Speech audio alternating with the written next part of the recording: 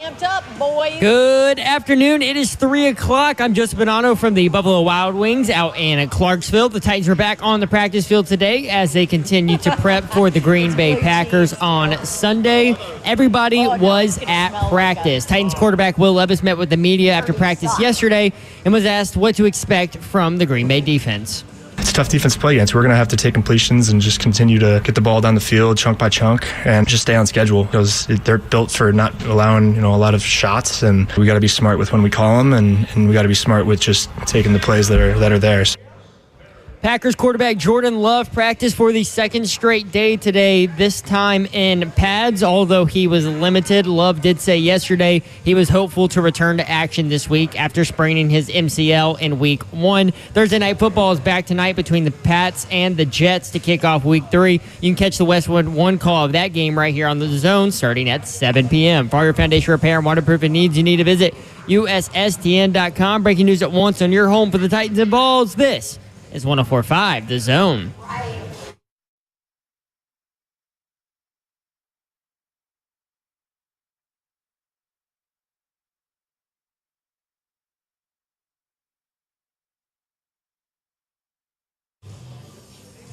HL 104.5 The Zone. Happy Thursday to you. Brent Doherty with you on a beautiful day in the Music City. We are steamrolling toward a big week of football, NFL and college football. We're going to go at it. We're going to talk a lot about it today as we broadcast live in the Queen City. Not Cincinnati. Not Charlotte. Clarksville. Yeah. Broadcasting live in Clarksville at Buffalo Wild Wings. Our thanks to Buffalo Wild Wings and Miller Lite. Thanks to everybody who's come out already. We had some tailgaters going here in Clarks Vegas, and we are going to be here until 6 o'clock. We got tons of giveaways again. Buffalo Wild Wings and Miller Lite are doing it upright, man, on these shows. They are. Doing what they're supposed to do. On the front end of everything, it is a complete disaster going on over here in Hurricane Dawnville. Oh, my gosh. You can't even say hot mess, just disaster. So Kirby gets really upset if we, spill anything on, the zone tablecloth thing that has our logo on it and everything. We haven't done it in 2 years, I think, Kirby. 2 years, yeah. Broke that streak. So I hear Dawn go, go big or go home. I hear Dawn go, oh, hell. And I look over and, not just one blue cheese ramekin, two of them overturned onto the tablecloth. And she immediately says, where's Kirby? The watchful eye of Curb. I'm like, block him. I thought it was ranch, so I'm like, okay, that'll clean up all right. No big deal. No. It's going to smell like a nice, dirty sock next time we sit up here. Well, blue cheese all up on there. And not just a little blue cheese. I mean, it was two full. Two ramekins. Yeah. By the way, the chain gang, part of the chain gang just walked in here, too. So there they are. It's serious. It's going to be serious here in Clarksville. Join 104.5 The Zone 3HL today at Buffalo Wild Wings in Clarksville. You can tell I just read right from the thing because we're here. For your chance to win Titans-Packers tickets. Also, Burgundy. Titans Colts tickets, I believe. Let me look. Yes. That sounds good. Titans Colts tickets. We also have other giveaways thanks to Miller Lite and Buffalo Wild Wings. You got coming up at 3:45 a pair of Titans Colts tickets and a Titans polo and a $50 Kroger gift card, all being given away. So make sure you get your name in the box when you come to Buffalo Wild Wings. Eki Bop will be at his table right inside the door. It's a hot day outside, so come in here and grab you a cold beer. You've got. What is it? $5 22-ounce Miller Lights. $5 22-ounce Miller Lights. $5 22-ounce Miller Lights. And they can be guzzled. They can be guzzled. You've proven that. Also, coming up at 3:45, Dari Nokwa from the SEC Network, the lead host for the SEC Network. He is from Tulsa, Oklahoma. He's an Oklahomian. He's an Oklahoma grad, right? Yes, he is. Oh, he's a Sooner through and through, too, boy. God, how excited was he when Oklahoma joined the SEC? Good, because now in the studio, we don't have to put the Big 12 on anymore. Yeah. Part of the family SEC, now. Yeah. The Big 12 on in the SEC Network put studio. the Oklahoma game on. No, ain't nobody watching that, dog. In our conference. We ain't got to talk about them. They are now. They so are. They are. Historic night coming up in Norman, Oklahoma, as Oklahoma plays its first SEC conference game against Tennessee. We've talked a lot about it. We will continue to do so. Coming up at 4:45, the Ron Slay Miller Lite Wash Away Toast. Yes. At 4:45. So if you are here in the bar area at 4:45 in Clarksville at Buffalo Wild Wings, you will experience the Ron Slay Miller Lite Wash Away Toast. And I'm thirsty. You will also get... I ain't got no roof. get Better a believe it. free 22-ounce Miller Lite. Yes. To guzzle or take your time with, but to toast. We also have some giveaways at 4:45. Titans Colts tickets for the October 13th game, and a bottle from the Foolish Club Columbia Blue wine. So we'll do that at 4:45, plus another $50 Kroger gift card. I'm telling you, man, we got giveaways. Man. At 5:20, Big Savager, Ramon Foster will join us, and we'll talk about the offensive line performance against the Jets. How long do you go with MPF if he continues to do what he did against the Jets? Also, we'll get his thoughts on Tennessee, Oklahoma. And then at 5:45, before we get out of here, Titans-Packers tickets. Oh. Going to give away Titans-Packers tickets from Buffalo Wild Wings and a Titans embroidered jacket. Oh. Do you have it on site, CJ? That's what I was going to say. What I does it want to look like? see Bring it I do over too. here. I want to see it. Show it in the chat as well, which you can get to the chat. How, Mayor? No, first of You all, can watch us on live, YouTube, Facebook Live, Twitter, and Twitch. There you go. Twitch, please. So you led me into I didn't even know where to go. I had to do Okay. it the way that I did it in my head. All Oh, right. look at this, dude. Okay. Let me feel it. Oh, look at that. That is sweet. Well, That blue is cheese on it. sweet. It's Now, who's it going to It's fit? old school. Who's it going to fit? Like, what size are we looking at? That Is will that- not fit Definitely, Slay. definitely. No, I'll bust out that little What thing. size are we looking at? I'll Tommy boy that coat. Big man in a little Bad jacket. guy in a little coat. That'll Size. be me. Can't tell That'll at the be moment. me. What? He said he can't tell at the moment. Well, look at the tag. I'm gonna go Bob. medium. I'm gonna go medium. I think it's medium, too. Help him, Kurt. Yeah, that was it. Show him how to do it, Kurt. That thing's sweet. You know That who is. it would That sure is. fit? Who? Me. I knew you was gonna say that. That's who it would fit. Me. Where's that been laying around at? I ain't seen that in.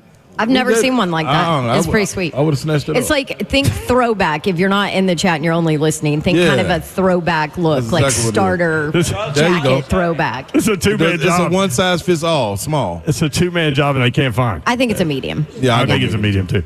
It's got the Oiler Derrick logo. It's got Titans logos all over it. It's got like a TN and Columbia Blue AFC on patch. it. It's got 615 patch. Yeah, oh, that's I dope. love That's it. dope. It's got the old 80s style stripes going across the waist and the cuffs. If and the people neck. want me to put it on, I'll put it on. No, we would like for it to survive. So Danny White got into it a little bit yesterday, and we forgot to bring this up, but somebody tweeted out, hey, Danny White, we need to put a third deck on Neyland Stadium and increase by 25%. And he goes, on it. He replied, he retweeted and wrote, on it. Quote tweeted it. Yeah, and so then he had to step back a little bit today, and he wrote, should have been more specific. My apologies. I was responding to the idea of increasing capacity, not the 25% increase. We are exploring all options to add capacity to Neyland Stadium for the most passionate fan base in the country. Not sure if it's feasible at this point, but we'll leave no stone unturned in pursuit of solutions. In the meantime, all interested should get on the wait list. That's the best way for us to measure demand. See, this That is dude is a genius, man. Vol Nation. Y'all got to relax a little bit though. Like he doesn't need. I promise you, he doesn't need ideas. Like enjoy the moment we have, because you're gonna look up and there's gonna be an arm and a leg to get in there, and then you're gonna be complaining. Plus, So do you just know? relax. Do you know that Neyland Stadium was built on a bunch of faulty limestone? So what that mean? It's going down. There's like sinkholes underneath Neyland Stadium. There are. There just are. So what we gonna do? Why are you going to build a third deck? Oh, you got to build the third deck. Not on a bunch of No. sinkholes. I mean, we got to go down. We got to go down to Garrow. Ain't no need. Yeah, Set everyone on the Titanic. yeah. Let's just go. As long as we winning, we'll go down singing Rocket Top. We'll always be Sweet. literally, Home sweet home. literally home sweet home to us. Yeah, Just drop off in the yeah. Peace. cavernous. You said we're going to just light the earth on fire. Look on. We better get that chip now. We ain't got long. I would love to see like first, third deck, right? Dude, that'll be dope. No. That's a party day. You don't need a stadium that big. That's crazy. What? That Stop. All y'all stop. Stop we- your shaking it. Oh, really? Are you going to fill up that stadium against Georgia State? Hell Yes. yeah. They did it. Yes. They did against Oh Kent my State. gosh. Don't you run that Go Vols ever Babs, again. did they fill it up against Kent State? Yes. Man, that one was rocking too.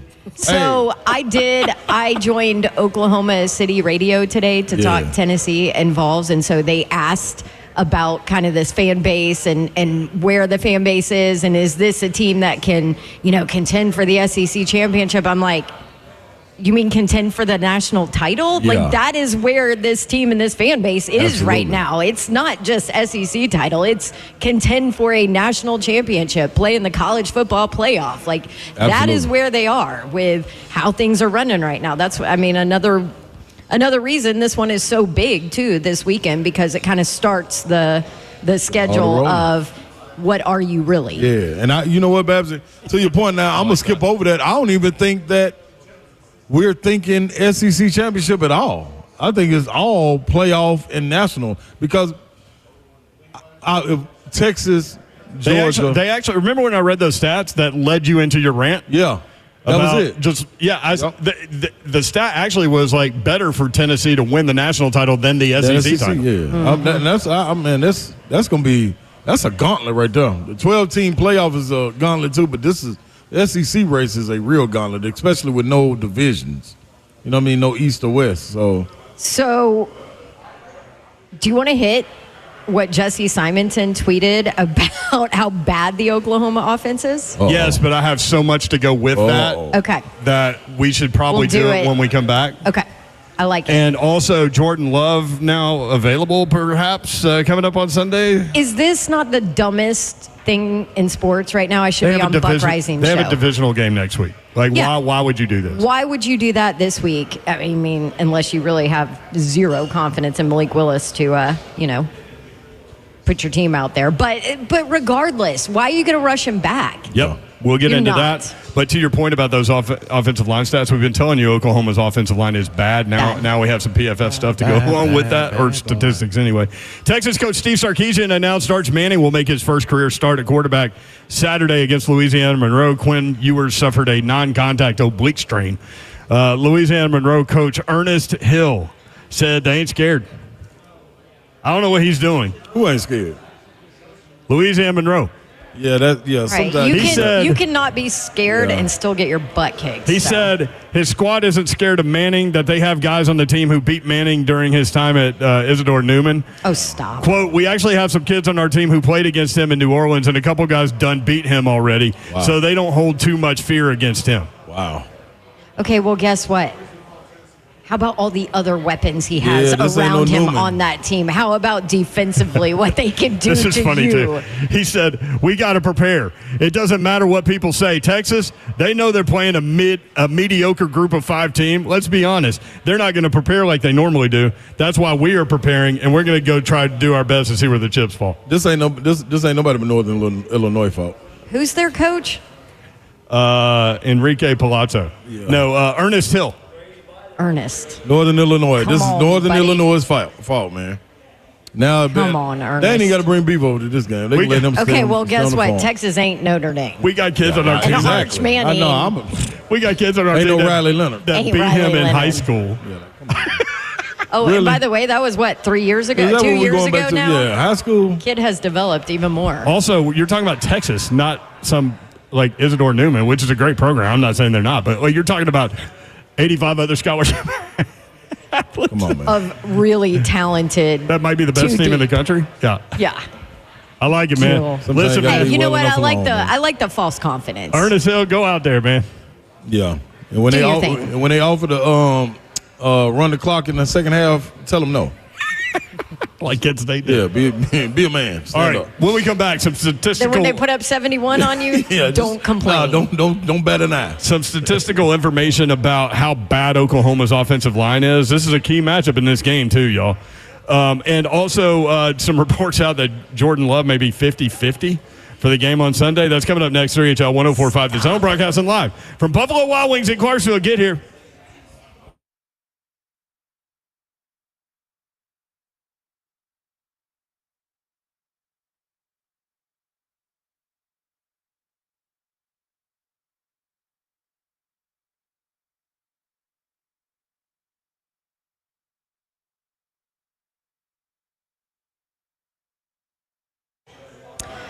You want a little relaxing day? You need to go to a Moment's Peace salon and day spa, or are you in the doghouse and you want to get out of it? You need to buy somebody a gift card or a day at a Moment's Peace salon and day spa. And here's the beautiful thing about buying a gift card at a Moment's Peace. That way, that person that you gift it to can do whatever they want at the spa. And there is going to be something that they will love at A Moment's Peace because they've got about 12 different services all in the same place, all under one roof at A Moment's Peace Salon and Day Spa, from massages to pedicures and manicures, sunless tanning, waxing, facials, skincare. They have a hair salon there, and they do makeup. They can do it all. And those gift cards can easily be printed directly from their website, or you can get them to wrap it up and get another gift from their gift boutique there and put it all together and go big. Doesn't matter, whatever. Everybody loves a gift from A Moment's Peace Salon and Day Spa. Gift cards 24/7, amomentspeace.com. Call 615-224-0770 or just stop by. They're at the intersection of Carruthers Parkway and Bakersbridge Avenue in Cool Springs. A Moment's Peace Salon and Day Spa. Have a new way for you to enjoy games, and you can do so in time for tonight's Thursday night game, and it's called Underdog Fantasy. Download the Underdog Fantasy app. Sign up using the promo code 3HL. Get your deposit in, and you will get up to $1,000 in bonus cash when you make that deposit. So download the Underdog Fantasy app, sign up using the promo code 3HL, deposit your money, and get up to $1,000 in bonus cash when you make that deposit. I'm looking at the Underdog app right now. They're offering up CeeDee Lamb for this weekend, higher than 0.5 total yards. You definitely want to add that into your mix. You can make up to 8 picks, which increases how much money you can win. Tonight's game, Breece Hall, higher than 0.5 rushing and receiving touchdowns. Garrett Wilson, higher than 0.5 rushing and receiving touchdowns. Some of the things that you can look at. Aaron Rodgers, let's see, higher or lower than 217.5 passing yards. These are things that you can add to your queue, and you can win more money. Win up to $1,000 your money just by choosing higher or lower in your favorite player's stats. Making picks on Underdog is straightforward, and signing up is even easier. Head to Underdog Simple to use mobile app or UnderdogFantasy.com to sign up. Promo code 3HL. Deposit your money up to $1,000 in bonus cash when you deposit. Must be 18 or older. Present in state where Underdog Fantasy operates, like Tennessee. Terms apply. Concerned with your play? Call 1-800-GAMBLER or visit ncpgambling.org.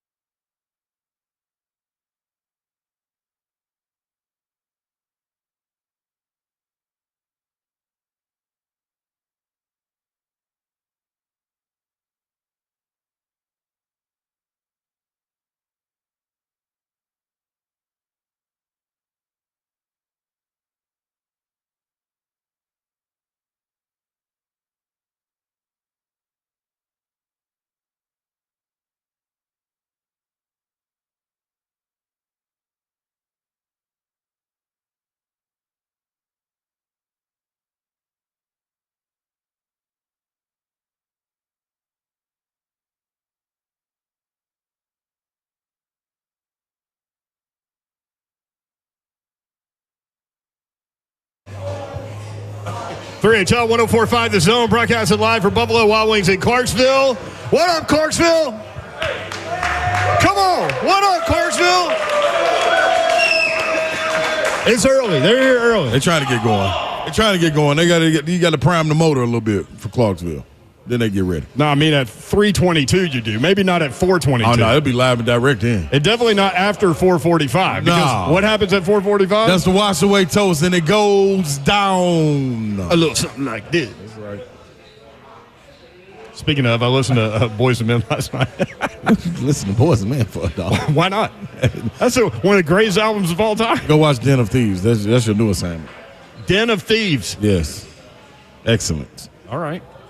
I'm in. I'm thinking about diving back into. I'm thinking about diving back into fantasy football. Is what I'm thinking about doing because like NPF. Aren't you kind of late?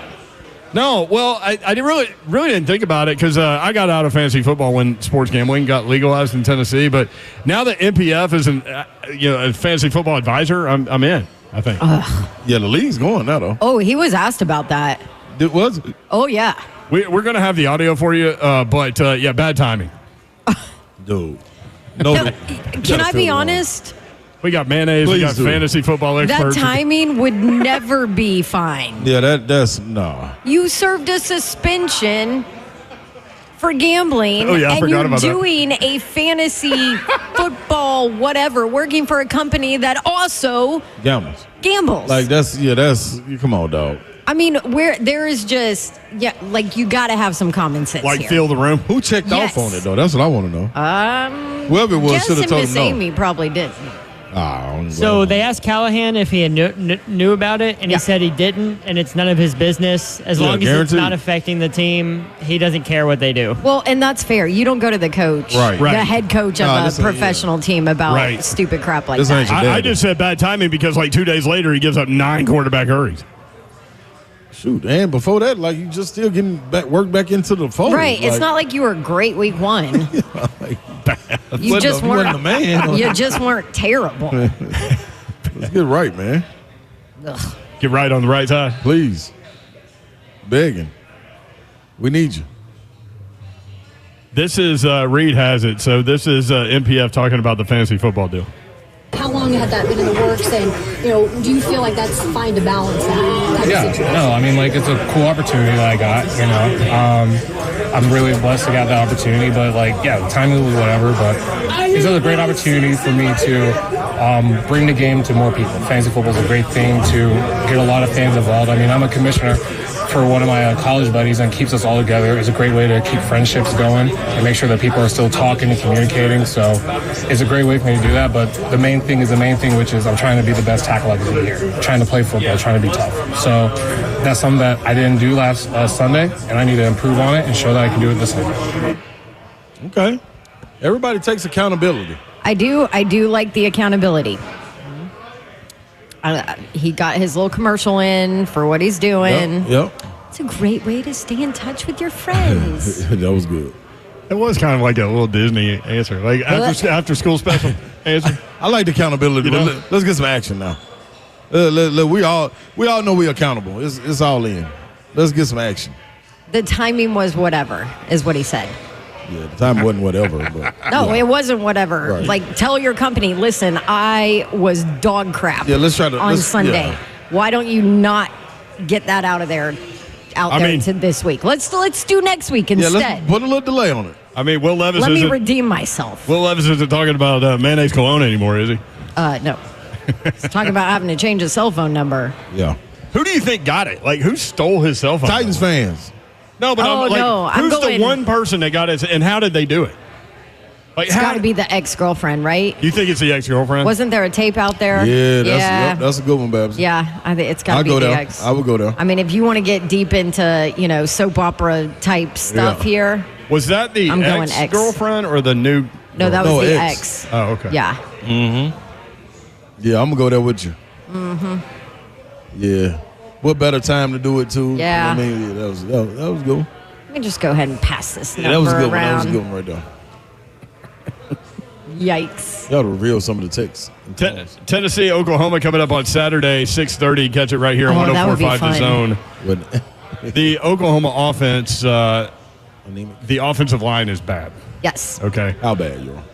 Statistically, they are bad. Eyeball test, they are bad. But we do have, because I don't know about y'all, I've watched the a offense healthy, as a whole is bad. Yeah, Jackson Arnold, they don't know about. He can get outside the pocket. He made a big run against Tulane. By the way, that Tulane game, I was watching that game. One-score game, Tulane had the ball in the fourth quarter. They turn it over. Like, they almost lost that game. Yeah.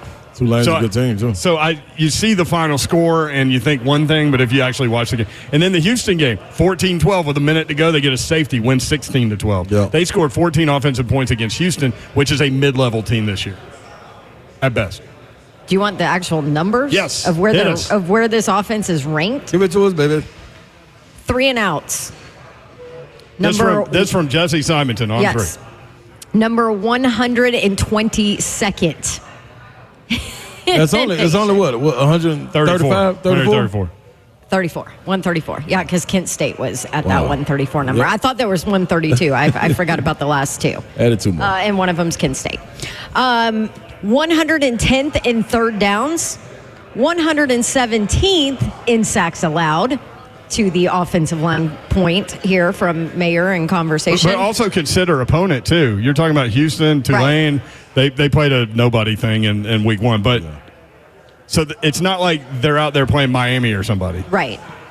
Okay. 116th in offensive success rate. Like, there is nothing that has been great about what that offense is doing. Now, defensively, you can talk about. That's a very good defense on the other side. But well coached. Brent Venables a great defensive mind. Right.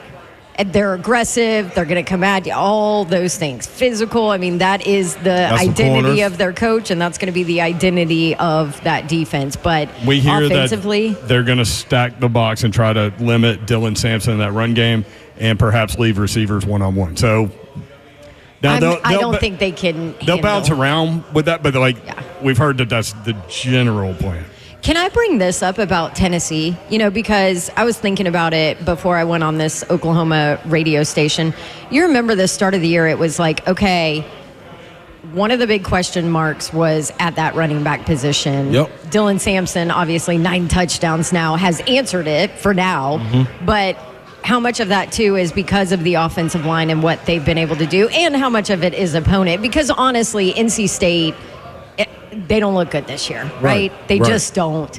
They were overrated coming in, but it's not like it's a Kent State, right? No, absolutely. That's hindsight. I paused to say that about NC State because they play Tennessee. They're 2-1. The only game they lost is to Tennessee. They play Clemson this weekend. Right. On the road, they're 20.5-point underdog, but you'll get a better data point of maybe what NC State is or is not this weekend. So I pause on that. I know it's easy to say they're not good because Tennessee blew them out, but who's to say Tennessee's not, like, historically Tennessee good?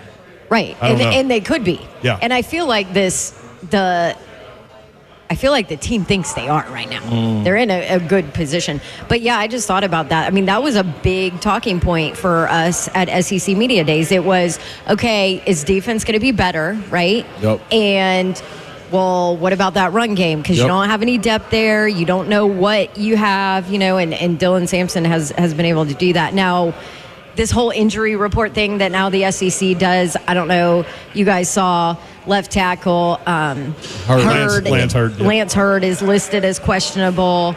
Didn't play last week against Kent State, which doesn't worry you. And then I know Heupel had said last week he'll be back next week. But now he's listed as questionable. Does that worry you? Because when you look at the backup there, I mean, you do have a senior, Davis, who's played a ton of ball, right? Yeah. But it's certainly a different level there on the left side. And you wouldn't normally be concerned except for what Oklahoma does defensively.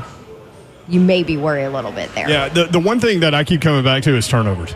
If Tennessee doesn't turn over the football, it's going to be a bloodbath in Norman, Oklahoma, because Oklahoma will not be able to score with them. They just won't.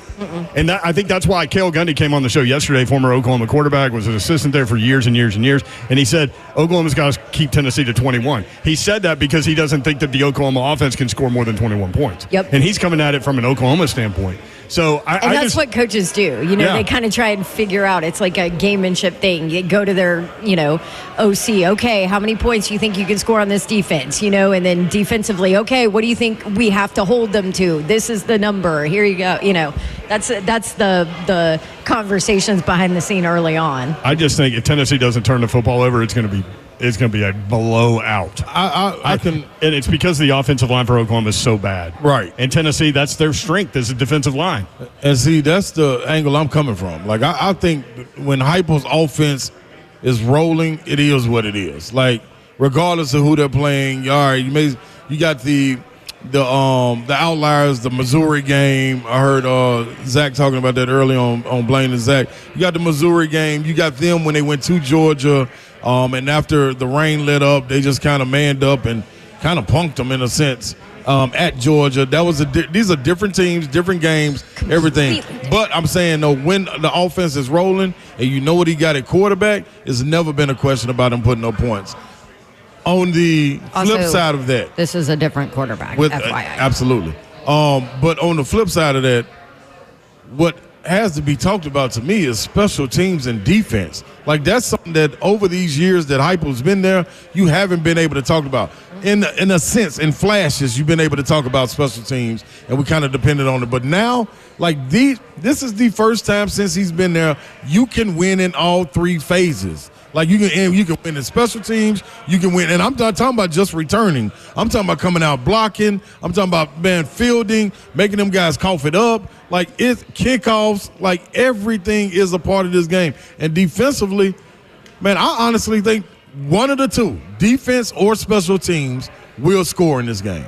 Now, whether that's a safety, whether that's a punt block, whether that's a punt block You're return. You're talking about for Tennessee or for Oklahoma? For Tennessee. So, when you talk about that edge and you talk about back-breaking plays, that's where I think it's going to come from. Just like in the NC State game, when everything looked like, oh, man, they might be in for it. Like, they got to get to – boom. Because of the defense, everyone doing their job, and you got so much depth and veterans and younger guys that had to play. Like, that's why I think this is just different, man. And here's the other thing to point out. You know, we talk so much about James Pierce Jr. And he hasn't done a ton, but it's because he hasn't had to play. Too. Yeah, and on the stat sheet. Yeah. Right. It's another Big Jeff, Danico, whatever that we talked about last year. Exactly. Mm-hmm. But he also hasn't had to play. Yeah. Really, because how many snaps did he play against Kent State? I mean, I'm not putting that guy out there. Yeah, 15? Exactly. Yeah. Why? So now there is the question, how effective is he when he does play the number of snaps that you are going to need? I watched that game twice last night because I was just up smoking my cigar. They kept playing on the SEC Network for some reason.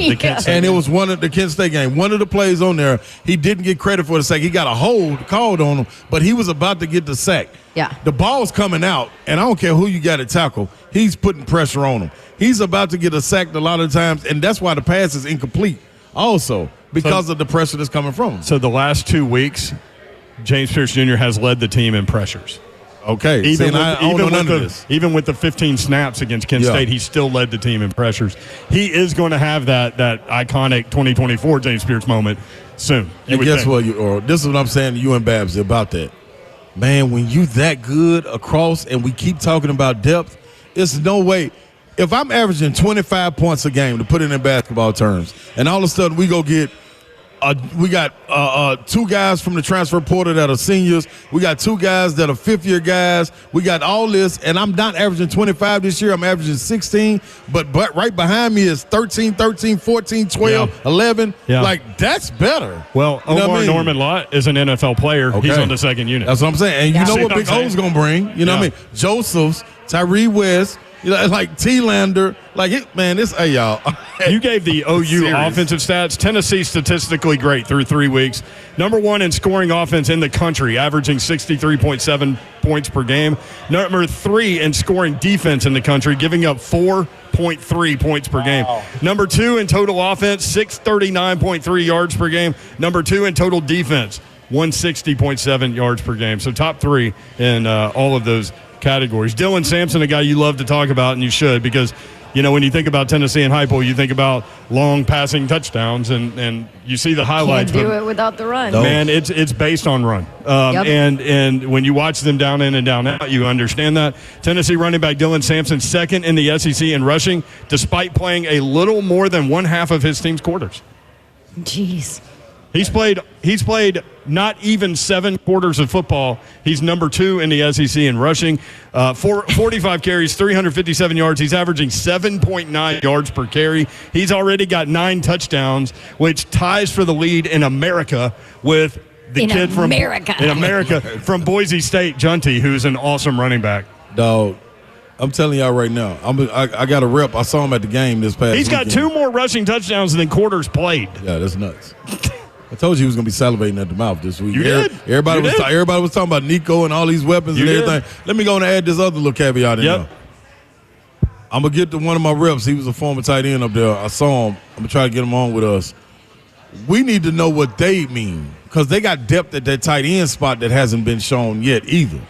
Like catching tight end. They kind of did during NC State. That was kind of the surprise of the game. Right. Yeah. Right. But what did it lead to? Wide open holes for Nico to run through. You know what I'm saying? You got lead blockers. You got tight. Like, hey, man, be careful. This depth for a scientist, it's kind of crazy. Do you think this team could really be national championship level good? And a lot of people are just like, we've heard that before from Tennessee and blah, blah, blah. And so, like, it kind of changes the narrative just because of what people have seen over the last 20 years. Yes, if the offensive line holds up. Yeah. Offensive line, yes. I mean, yeah, injuries. I mean, okay. Could decimate you. But take out injury, but it's not. I mean, the offensive line is good. Yeah, it is. Like, they're in a good spot. Yeah. And there's no way to, I think, expound on how important Cooper Mays has been for them in that spot, too. Yep. Can he stay healthy? Yeah. Can they stay healthy? Yeah. That is the big question. You got that Jason Kelce effect for Nico. Yeah. When we come back, Dari Nokwa from the SEC Network will join us. We'll also give away a pair of Titans Colts tickets, a Titans polo, and a $50 Kroger gift card. And coming up in the 4 o'clock hour, we've got so many bits of news and nuggets for you. I found this from PFF. The defensive line for the Tennessee Titans, Tavondre Sweat, Jeffrey Simmons, Sebastian Joseph Day. Percentage of run snaps, those guys each are being double-teamed. It's going to surprise you. More next.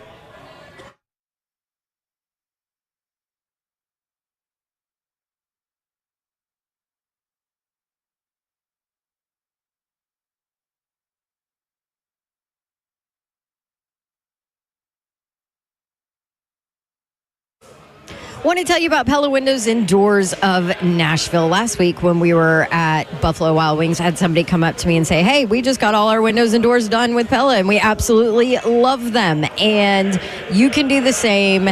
They can take care of you as well. Pella was voted #1 by Nashville homeowners as the leading window brand in Nashville based on this sitting 2022 survey of leading window brands among homeowners. So voted #1 for that. There's a bunch of other categories that they were rated #1 for. Highest quality, as a window brand that pays attention to detail, as providing the highest value, for the highest craftsmanship. I mean, I could go on, but I don't want to bore you. They're just the best, and I can attest to that because I used them and redid my windows and doors with Pella Windows and Doors of Nashville. They want to give you a deal, 50% off qualifying installations and no money down, no interest, no payments for 12 full months. 615-249-1910. Schedule your free consultation. Check out the offer. Tell them Don sent you. PellaNashville.com. It is football time in Tennessee, and where are you catching all the college and pro games this season? Scoreboard Bar and Grill is where. There are 3 locations. One is near you.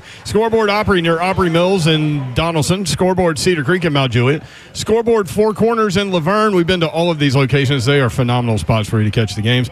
All Scoreboard locations have brand new football menus with new food and drink items, sure to impress anyone. Some of the best hot chicken, slow smoked ribs, wings, and barbecue, the coldest beer, and the largest bushwhacker selection in Nashville. And all locations have plenty of free parking. Scoreboard Bar and Grill has its own built-in party. Every Scoreboard has tons of TVs, and we'll have all of your favorite games on with full sound. Oh, and get this, Scoreboard giving away UT tickets to every home game all season long. Just watch their socials for more information. If it's football time, it's Scoreboard. Scoreboard Opry, by the way, is open every day from 11 until 3 a.m. So if you need a late spot, you got it. Scoreboard Opry, Scoreboard Cedar Creek, and Scoreboard Four Corners, Scoreboard Bar and Grill.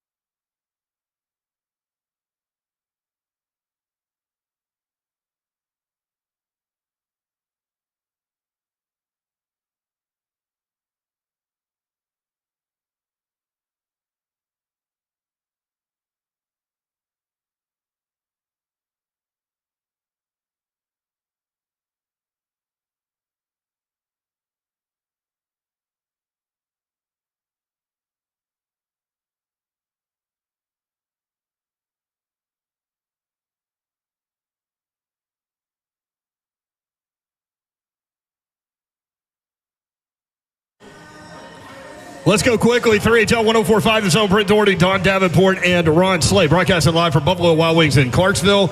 We have some giveaways for you right now, and Zeph has drawn some names. $50 Kroger gift card. I don't have that. Okay. I only have 2 names. Okay. Thanks, Bob. All right, let's go Titans Polo. Chad Darling. Chad Darling. Chad Darling wins the Titans Polo. We'll look for Chad. Darling in it. A pair of Titans Colts tickets coming up on October 13th. Alicia Shield.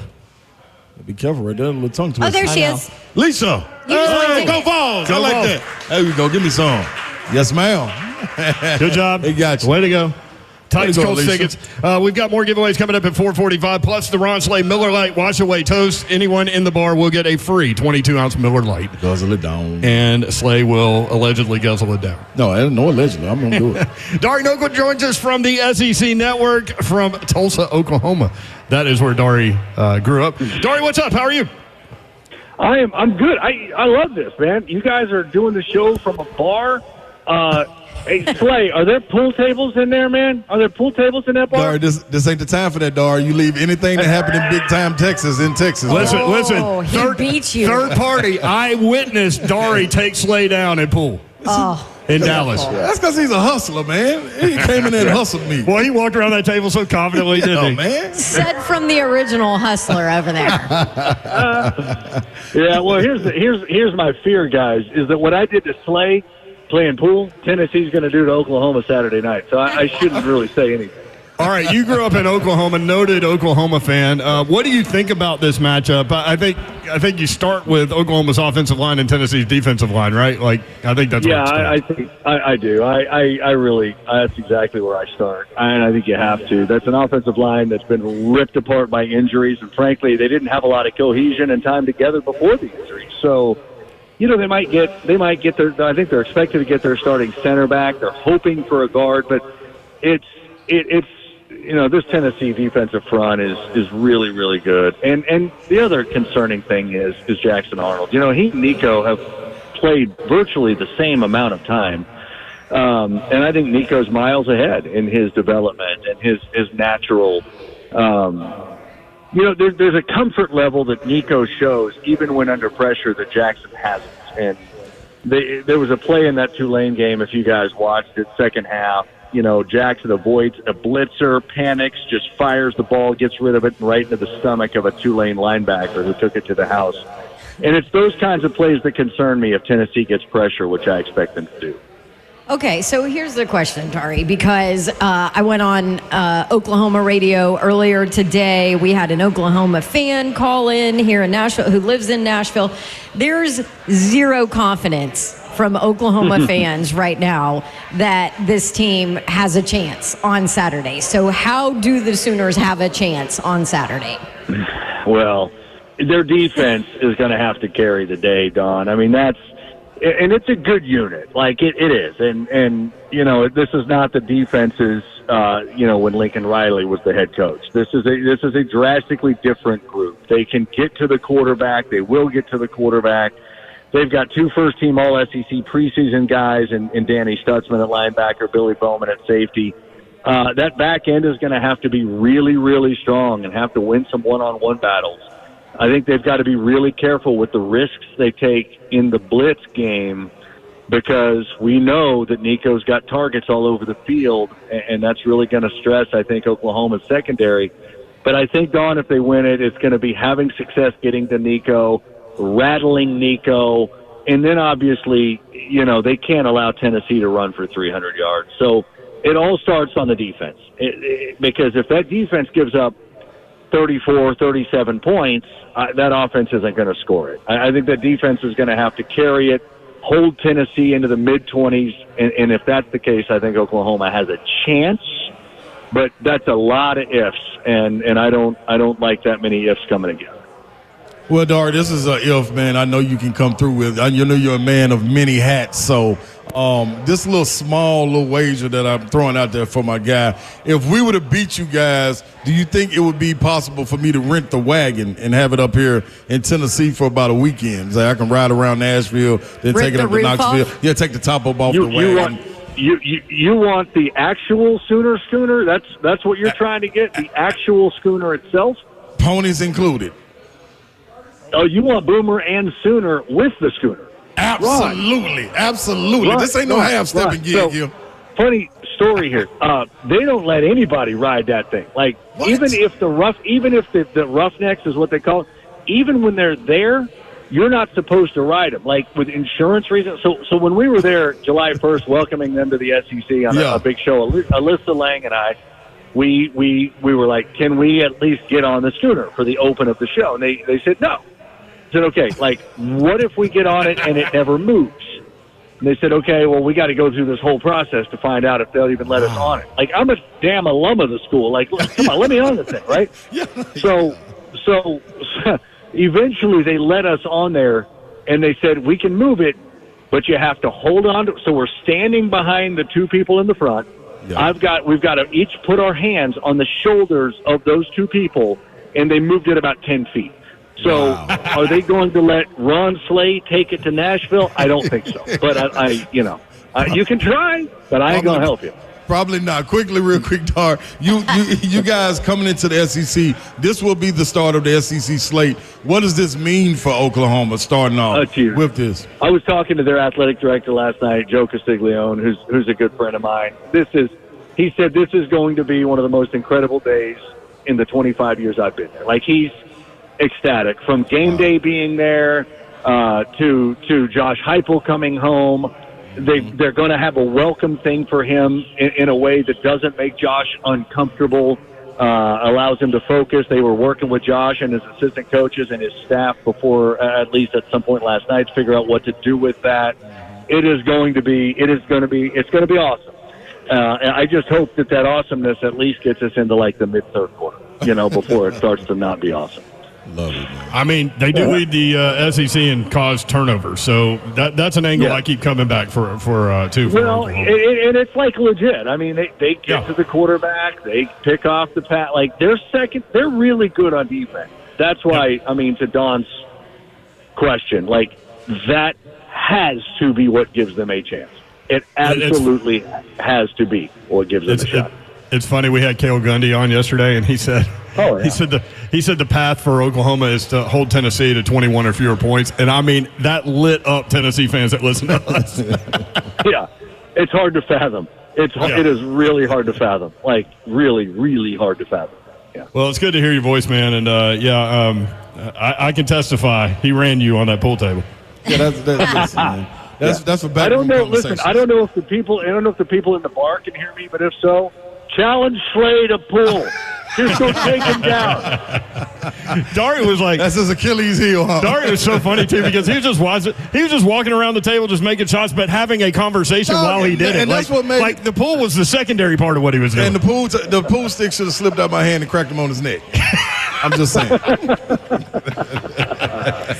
That's my guy. Davenport just gave him a look. Absolutely. Love you, Dari. All right, Dari. Thank you, man. Appreciate it. I'm ready to see you in studio in December, buddy. Hey, man, definitely, dude. Definitely. And this is what I told them. I said, man, we finally don't have to be turned into the Big 12 station to watch Oklahoma and see what they're doing. It's all in the SEC now, baby.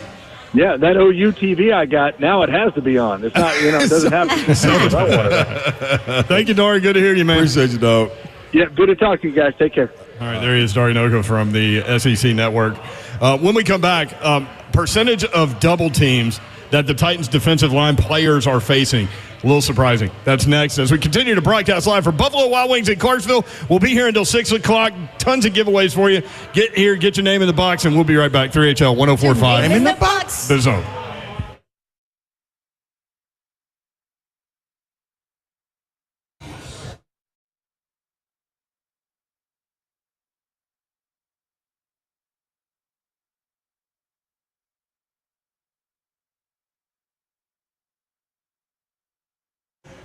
I want to tell you about my friends at Brentwood Jewelry, 7012 Church Street in the heart of Brentwood, just off Franklin Road.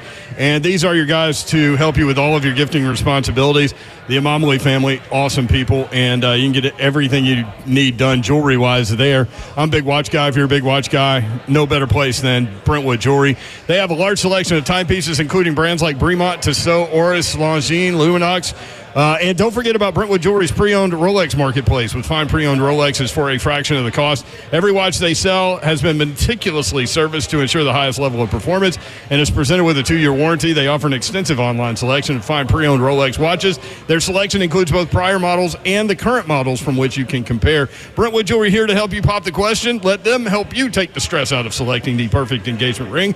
They can help you find a beautiful ring in your ideal budget. Browse their incredible selection of one-of-a-kind rings or talk with their custom design specialist to create a stunning ring as remarkable as your loved one. Brentwood Jewelry, exceptional style, exceptional deals every day for more than 50 years. Visit BrentwoodJewelry.com. All right, I want to tell you about Xfinity Mobile. Have you ever thought about having wireless service and internet from the same exact provider? Well, guess what? Nowadays, you can actually do that with Xfinity. How about the only wireless network that automatically connects to millions of secure Wi-Fi hotspots and the best LTE everywhere else? Maybe you're like me and sometimes, you have to go to a certain part of the house to actually get something to work. You don't have to do that with Xfinity Mobile from Xfinity, the home of the 10G network. The future starts now. One of the fastest growing mobile services with 5G and millions of Wi-Fi hotspots. $30 a line per month with unlimited data when you get 2 lines. Just switch to Xfinity Mobile, rated #1 in quality, #1 in value. They even have mobile plans starting at $15 a month. So you want in? Go to Xfinity.com, call 1-800-XFINITY, or easily step in and visit a store today.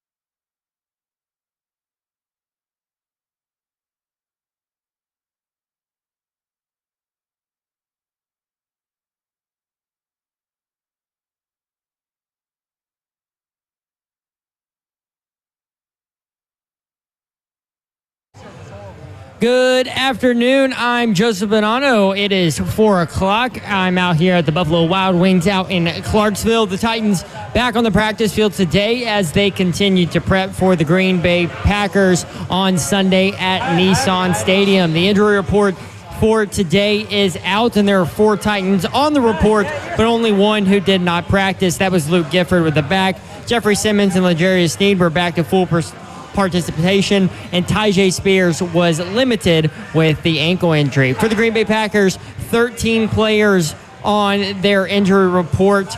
Only 2 did not practice. That was tackle Jordan Morgan and cornerback Carrington Valentine. Jordan Love was back at practice but was limited for the second day in a row, but he did practice in pads. Tonight, Thursday Night Football, Patriots, Jets. You can catch the Westwood One call of that game right here on The Zone starting at 7 p.m. For your foundation repair and waterproofing needs, you need to visit USSTN.com. Breaking news at once on your home for the Titans and Vols. This is 104.5 The Zone.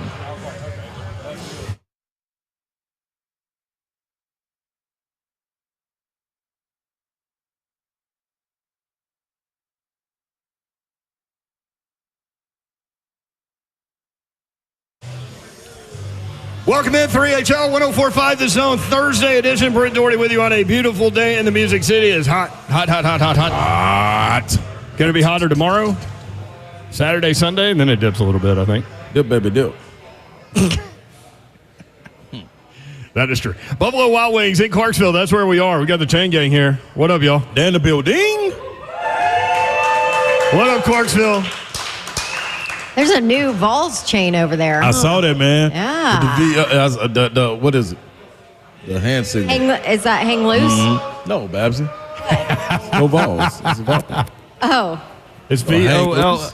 You don't see the V-O-L? V-O-L. Okay.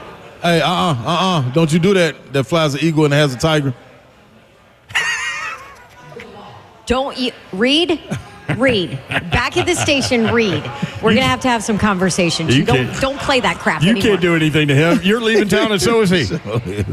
Oh, yeah, Reed going to the game. Reed's going to Norman, Oklahoma Saturday morning. Are you driving? No. Flying. Yeah, I'm flying. Okay. I wish I could. Reed's of the age. Who are you going with? Reed's of the age where you would ask that question, right? Yeah. Absolutely. I'm Who are you going with going my with? brothers. Your brothers? That's fun. Ooh, That is fun. I'm going to need some videos.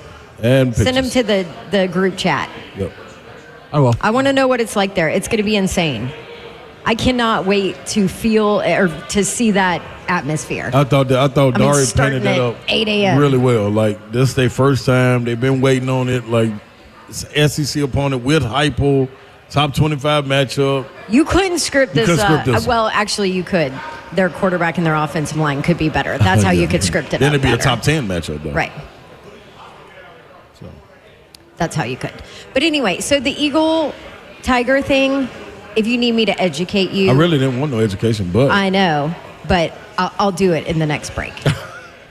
Do it now. Okay. I mean, Slade Look at does. that little finger won't even go down. Yo, you gonna end up doing something wrong. Yeah. I know. I played volleyball for 20 years. It looked My like she was fingers like don't work I know, anymore. doing a hook 'em, and then she was doing like a Washington, like, whoa, hello. Camera can see you, Babs. No, I can't. I got a glare behind me. You glare. can't see what I'm doing. I think judging by our reaction. Everybody Yes. knows. Oh, no, you can see it. Ah, dang. Because you moved your hand into the blue background. I blame my joints from volleyball. They are. Your joints are wild right there. Yeah. She's like, go Texas, Washington, Vols, everybody. What's up with these hand at V? What's V? Hey, VU? It's like I don't know no VUs. All these hand signs we're flashing. Y'all doing Slade too. does it. No, we don't. Slade does it in every picture That's he what I do. takes. I know, but I never put 2 and 2 together. That's what it was. Now you did. You see the chain over? You think he just had some gang sign he's on out there? Lady? Listen, I saw plenty of. She's going thumbs down now. I saw plenty of hand signs driving in on the West Yes, you Virginia did. bus at Yes, you Pitt, did. and somebody on the bus said, "Oh, that's Pitt sign language." Don That's Davenport is here. What up, Reed? Babsy? What up? Happy Thursday to you people. She's dumping blue cheese all over the table. She's flipping me and Slay off. She's on her form today. I'm on fire. And she's leaving early because she's got to go catch a plane from Clarksville. Yes. Plane. I called a plane. I really can't believe that you couldn't find a plane from Clarksville to there. I really Somehow, should some way. have got my butt in a car and drove it, but To Louisville. I know. It's actually closer. From here. Yeah, I know. I thought What is it, about like I know. 3:15 from here? If that. Yeah, it is. It's like 3. I looked it up. So my mark is like 2. Wait. 2:30. It's 3 hours to Louisville from here. Yeah. You're going to drive an hour to the airport. Yeah. Sit and wait for your plane. Yeah. Wow. And then get there at what time? 11:30 at night. That's what I'm saying. Should be there by 9 o'clock. Easy. Okay, but listen, I do so much of my prep work on planes. I get do it. a lot of prep work and reading on planes. I can't do that while I'm driving. So, I see you sleep on planes is what I see. I cannot do work on that's planes. just with y'all. Producer of 3HL is Zeph. Zeph, you have a responsibility here to create another group chat, including Reed. Oh yeah, because I don't think I have one. I'm pretty sure we had one when I went to Mexico. Oh yeah, I think I deleted You wasn't it. in it though, was it? I think I deleted it too. I think I made one for you guys. Make Yeah. a new one. Read. I want videos. Yeah, I know that's gonna be crazy. Got it? Slay Dog is here. I'm in the building. I'm in the building. I'm in the building. Building. Here we go, Slay. All right, coming up at I need you to amp us 4:45. up here. All right. 4:45. We've got some giveaways. Titans We're getting Colts closer. tickets here at Buffalo Wild Wings in Clarksville. A bottle of the Foolish Club Columbia Blue bottle of wine, and a $50 Kroger gift card. I guess. Make sure Bob. Where did Bob go? Hey, Eki Bop. I'm gone. Make sure Bob gives you enough names next time. It's really unbelievable.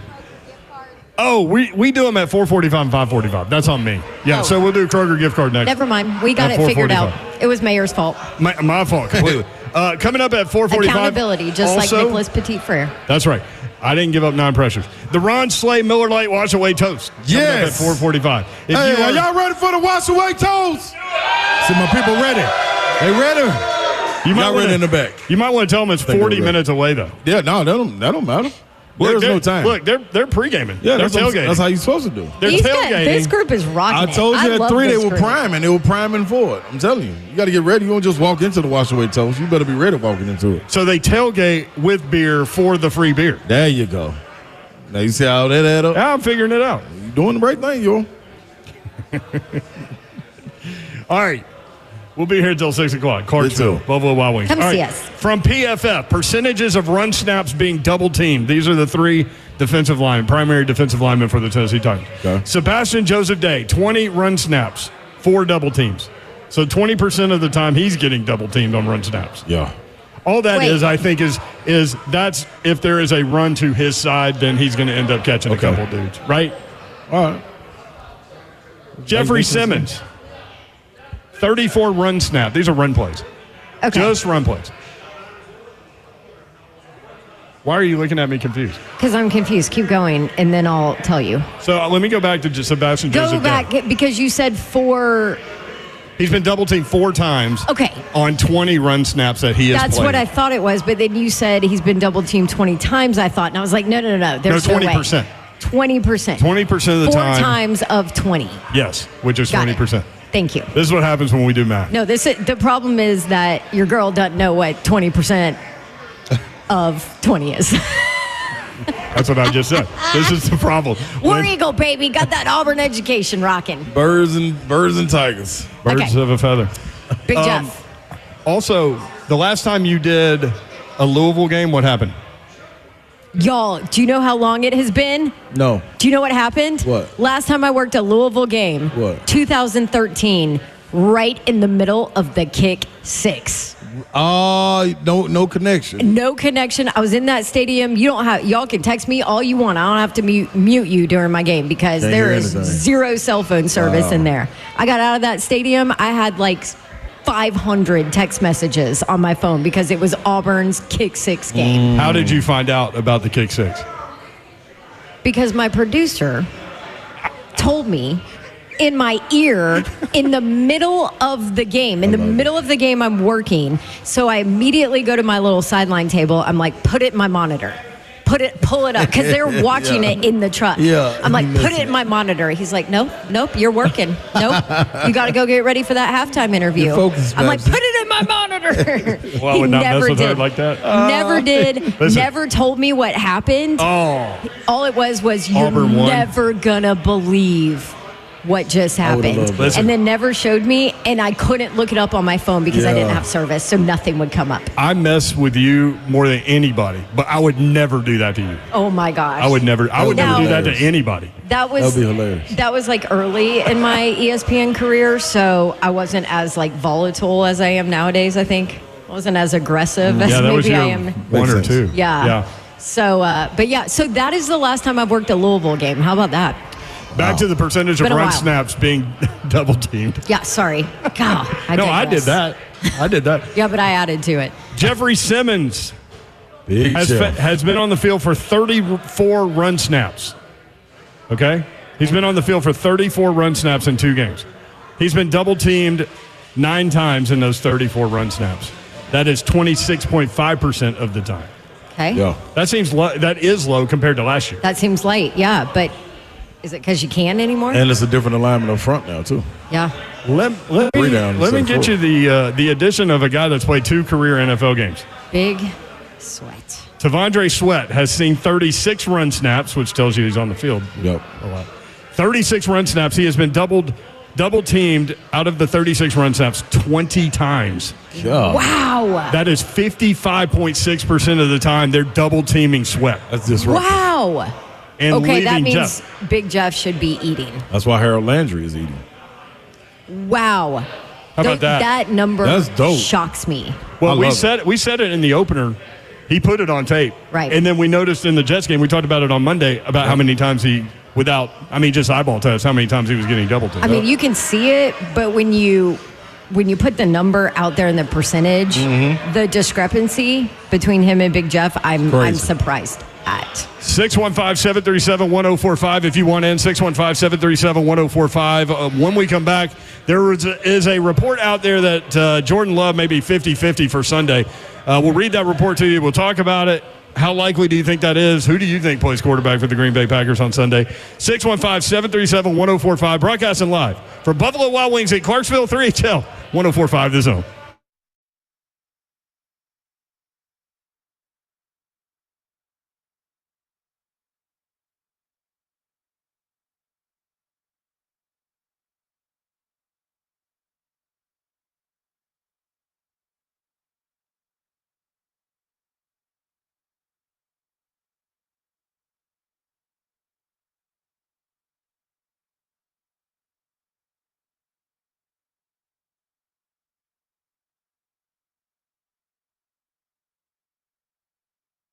All right. I don't care if it's, ZEN. Yes, Zen Sports. Football's back, and that is the best way to bet on big games. It's the new sports book right here in Tennessee, bringing sports betting to a whole new level. And here's the deal. You sign up for Zen Sports first time, you automatically earn up to $100 no-danger first wager. So what does that mean? It means if your first bet loses, boom, reimbursed for the amount of your bet up to $100.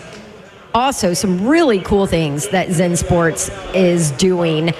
They offer daily promotions, including some odds boosts, same game parlays, no danger wager. You heard me mention that, your first bet there, and much more. And they have a really cool VIP program where you can earn monthly credits and monthly comps for games and concerts, even sportsbook bonuses too, by the way. I'm looking at my Zen Sports email right now. Make a 3-leg or more parlay this weekend, and you can earn a no danger wager up to $50 if it loses. So they've always got some great things to take care of you. You need to download the app. You need to sign up for the VIP program, zensports.com/VIP, and download the app at zensports.com today. Zen Sports, betting just got better. Gambling problem? Call 1-800-889-9789. Terms and conditions apply. No danger wager. Limited to plus 500 odds to qualify. Must be 21 and older and in Tennessee to bet.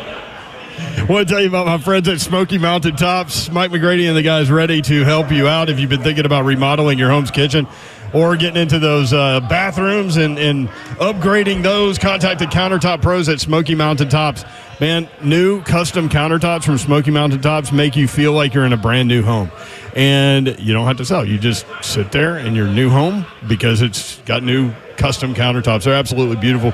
Proud to tell you about my friends at Smoky Mountain Tops. I've seen how they install beautiful countertops personally for me, and they do phenomenal work. They work quickly. They do what they say they're going to do. They are there when they say they're going to be there. And these countertops are absolutely gorgeous, and they remain durable and super easy to clean up after they are installed. Family owned and operated for 30 years. Smoky Mountain Tops has installed more than 100,000 countertop projects in homes and businesses and sporting venues. Smoky Mountain Tops proud to offer the prestigious Vidara quartz. Vidara is beautiful and artistic, handcrafted into each piece. Vidara quartz, ideal for use in almost any interior application. Check out the stunning new Vidara quartz shown at Smoky Mountain Tops' studios right here in Nashville, Tennessee. They're in Knoxville as well. Quality, service, dedication, SmokyMountainTops.com. That's SmokyMountainTops.com.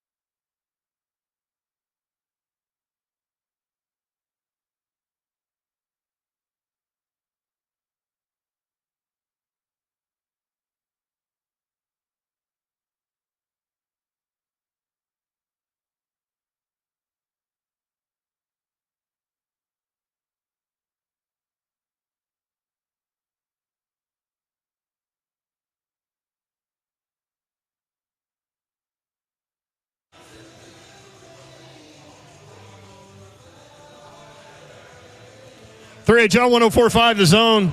Davenport's about to fly to Louisville. How long is that flight? Like 45 minutes? I don't want to say. It's got to be 30. No longer than 40. It takes less than an hour to get to Knoxville. I know that because when you go to Knoxville, you're actually like losing time. Now wait a minute. It take me 45 to 50 minutes to get to Charlotte. I went on Delta one time and it was like an hour. Or it ain't over. Yeah. I don't even want to tell you guys this. Because it's shorter than Atlanta. If you left from here and drove there, you would be there by 9 o'clock. We've already established that your flight will get there at 11:30. And they're on the same time. I have a connection.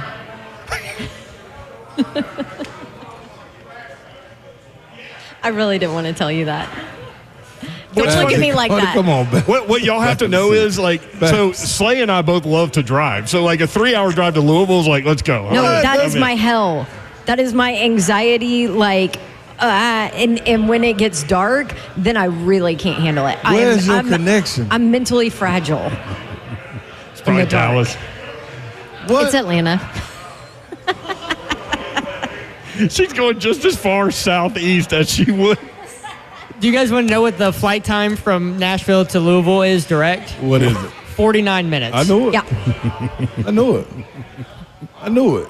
It took you longer to go through security and then wait in the Southwest Cattle Call. This It lady really, here, no, boy. it's Delta. I'm flying Delta. Oh, okay. Yeah. Hey, you are wild. I know. I have a problem. Hey, listen, you And got to get got a those connection. miles. Yes, you do, Babsy. Absolutely. You are wild. Got to get. From Nick Suss with the Tennessean.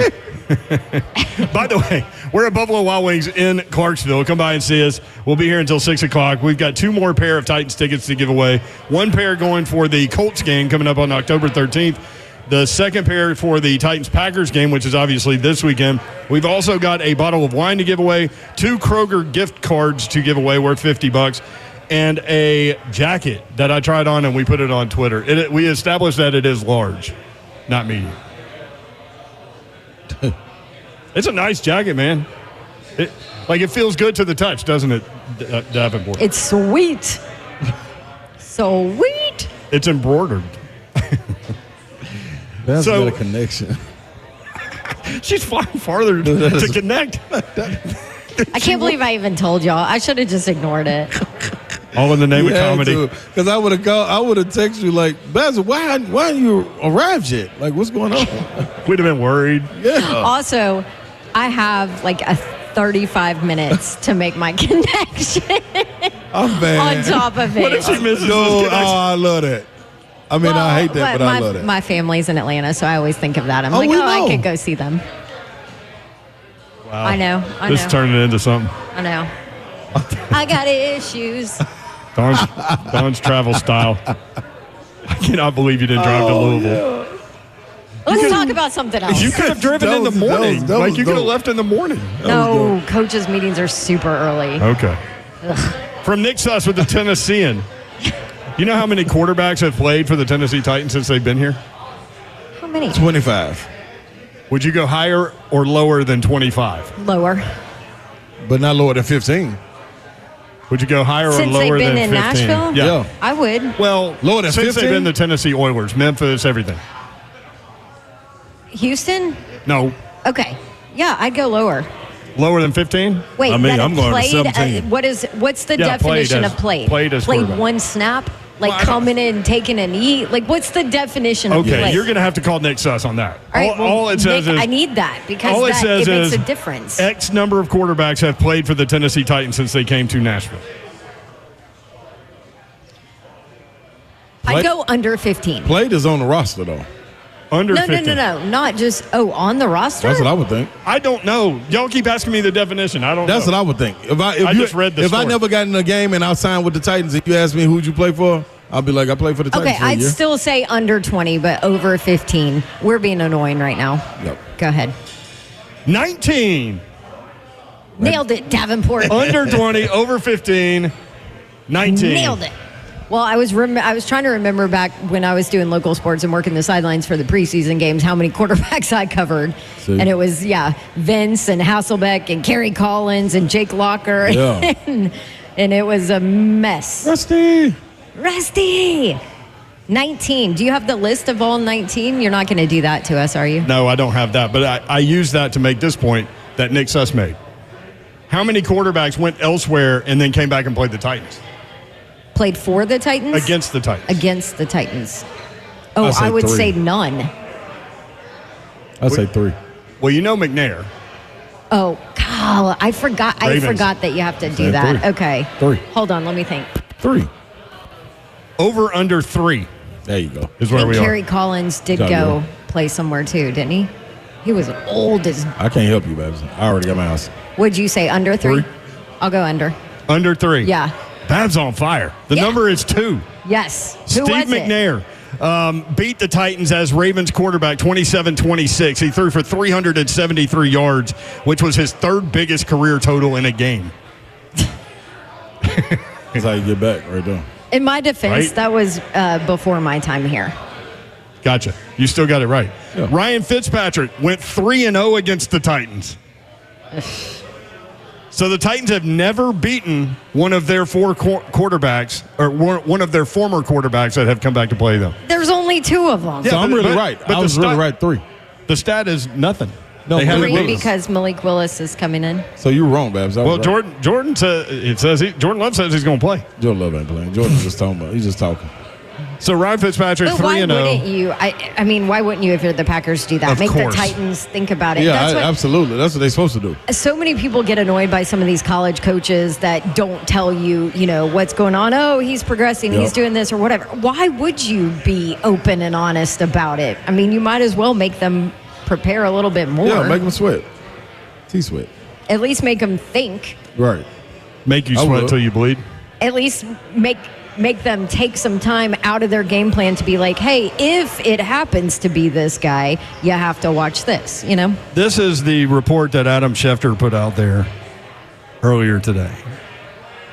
Despite what was projected to be a 3 to 4 week absence due to his knee injury, there is a chance that Packers quarterback Jordan Love can make it back in time to start Sunday at the Titans.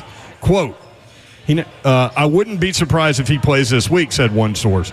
It's definitely day to day, like he said, and 50-50 at best right now. But the larger point might be that even if Love cannot make it back by Sunday, he'll have a realistic chance to return next week at home versus the Vikings, which would mark a 2-game absence, and that makes complete sense. That is a divisional game and very, very important. Right. Very much so. You don't worry about this little bit old game. So then everybody's going crazy on the internet because they put out pictures of him in pads today at practice. Then you get the practice report and you understand that he was limited. Yeah. So to me, this is all one big non-story. But I'm with you. Non-story. Don't worry about the little Titans. so Malik Willis will come in here and try to extend the streak of former Titans quarterbacks undefeated against the Titans. And Malik Willis will come in here and get spanked. Like spank? Like, get up out of here, spanked. Like with the paddle, like back in high school spank? No, like the foot. Like with foot Fresh up, Prince. ass. No, like, Jazzy Jeff about at the Fresh Prince house. Yeah. Foot. Get out of here. You and them the cheese heads that you brought with you.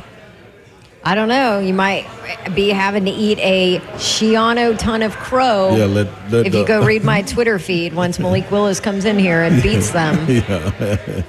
Seriously, though, It's not happening. what would the Packers have to do to be able to beat them with Malik Willis at quarterback? He would have to throw. He would have to have 15 completions in order for them That's to beat not the Titans. happening. I know.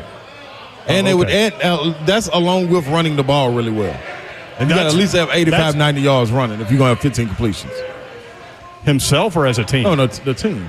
Yeah, because they had 200-something last week. Yeah. Oh, yeah. They I'm saying they ran the mess out of the ball. I'm saying Josh Jacobs is going to have to go to 85, 90 yards. Okay. And then you're going to have at least 15 completions from Malik Willis for them to be able to beat the Titans. And I you believe don't that. think that that's possible No. because of this Titans defense? Yes, absolutely. I agree on that. Yep. And so we're not even talking about offensively No. what the Titans are going to do. Yeah. It's specifically because this defense is nasty. And it's nasty. And I'm talking about with the offense not turning the ball over. Don't turn the ball over. Oh, Lord. Well, you can't add that then I'm not talking about interceptions. I'm talking about flick plays in the red zone and things of that nature. What are their numbers? They've turned it over 5 times with 2 pump blocks? Yeah, and no special teams. Is that what it is? Yeah, so, I got to add all this part in. Shoot. You know, I was thinking about it yesterday. I feel like we talk so much about Will Levis's poor decision making in those moments, and we have let the special teams unit off the hook. We have. And we don't need to do that. No, we don't. Colt Anderson said today it's unacceptable to have the punts blocked in back-to-back games, which is no Shiano, 100% Sherlock. true. I mean, if it happens again, Colt Anderson could be like the shortest-lived special teams coordinator in the history. We got of the an extra chair over here. He can come over here with us on Thursdays. I've heard he's a great dude. Well, put him in a good guy contest and bring him on the show. Yeah, By the way, Slay has a board for that. So he does. Let's go back to that Packers-Colts game real quick because I think it's fascinating. The Packers won a 1-score game at home against Indianapolis, 16-10, in a game where the opposing quarterback threw 3 interceptions, right? And you win by 6. In a game where you carried the ball 53 times for 261 yards, and you still won by 6 points. They're not going to carry the ball 53 times against the Titans. They're certainly not going to rush the ball for 261 yards against the Titans. Malik Willis will have to do more. And Malik Willis executed the game plan perfectly that they gave him. 12 of 14, 122 yards and a touchdown. LaFleur did a great job with him. If you watch the game, everything was orchestrated. There was not a situation where he was in the pocket, like going from sideline to sideline. That didn't happen. It was one read, and they did a great job with it, and they won the game. But it's pretty amazing to think about a game being a 6-point game when the opposing quarterback throws 3 picks and you run for 261 yards in the NFL. Yeah. Right. Like you see college teams run for 261 sometimes. Mm-hmm. You don't see that in the NFL. Now, the outlier, and I think we'll get into this later when the Colts play the Titans, but the Colts are struggling on defense, man. Mm-hmm. Yeah. And they gave up 261 to the Packers. They also played the Houston Texans, obviously, in the opener, and it's a game they were in. They lost by 2, but the Houston Texans ran the ball for 40 times for 213 yards against them. Yeah. They've given up almost run defense an issue. They've given up almost 500 yards. I saw a tweet. Well, DeForest Buckner too is gone. I saw a tweet from a Colts fan after giving up. He was like 261 yards rushing off of the 213 in the opener. He goes, "Welcome to the 1980s." Yeah, Indianapolis Colts. That's exactly what it is. Run defense smell like boo boo. That was funny. Why did that one get you? I don't know, because I could hear the song in my head. Babsy. You were talking about completing 15 balls. So I don't think that the play of the Titans cornerbacks is getting its due respect. Right. Why? When you look at what the New York Jets did, right? They were great against the Bears. DJ Moore was clearly frustrated in that football game. That spilled over to their game against Houston. But they did a great job against the Chicago Bear wide receivers. I started to look at the box score for the loss against the Jets. Denard Wilson on L'Jarius Sneed, he said, "He's a pit bull. He's in his bag." That's what he said. What a great quote. Yes. I mean, that should be a shirt. You could that's just a barrage of imagery with 8 words, way to minimize the description there and be great at it. So the Jets wide receivers, Garrett Wilson, 4 for 57. Mm-hmm. Mike Williams, 1 for 19. Alan Lazard, we heard a lot about pregame, 2 for 11. Malachi Corley, Western Kentucky. Go Hilltoppers. 1 catch for 4 yards. The wide receivers for the New York Jets caught 8 balls for 91 yards against those Titans corners. A lot of those balls were going in the dirt, too, boy. That pressure was on. Pressure was on. That's an incredible stat, especially when you consider the running backs. Right. Now, running backs get space and zone coverage. They get linebacker coverage. They get safety coverage. Breece Hall, 7 for 52 and a touchdown. Yeah. That was big. Braylon Allen, 2 for 23 and a touchdown. So, again, the receivers, 8 for 91. The running backs, 9 for 75 and 2 scores. Matchups. So, that's an interesting little nugget coming out of that Jets game as we get ready for the Packers, which we will talk more about when we come back. Yes. We're going to give away a pair of Colts Titans tickets on October 13th. A bottle of Speaking wine. of the Colts. Yep, a bottle of wine from the Foolish Club, Columbia Blue, a $50 Kroger gift card. All of that's coming up. But Time to get it on. it's almost time, y'all. Yeah. The Ron Slay Miller Lite Wash Away Toasters coming up next. Going down. If you're in the bar area, you will get a free 22-ounce Miller Lite and the opportunity to consume the Ron Slay Miller Lite Wash Away Toast. Next, 3 Tell, Buffalo Wild Wings, Clarksville, 104.5 The Zone.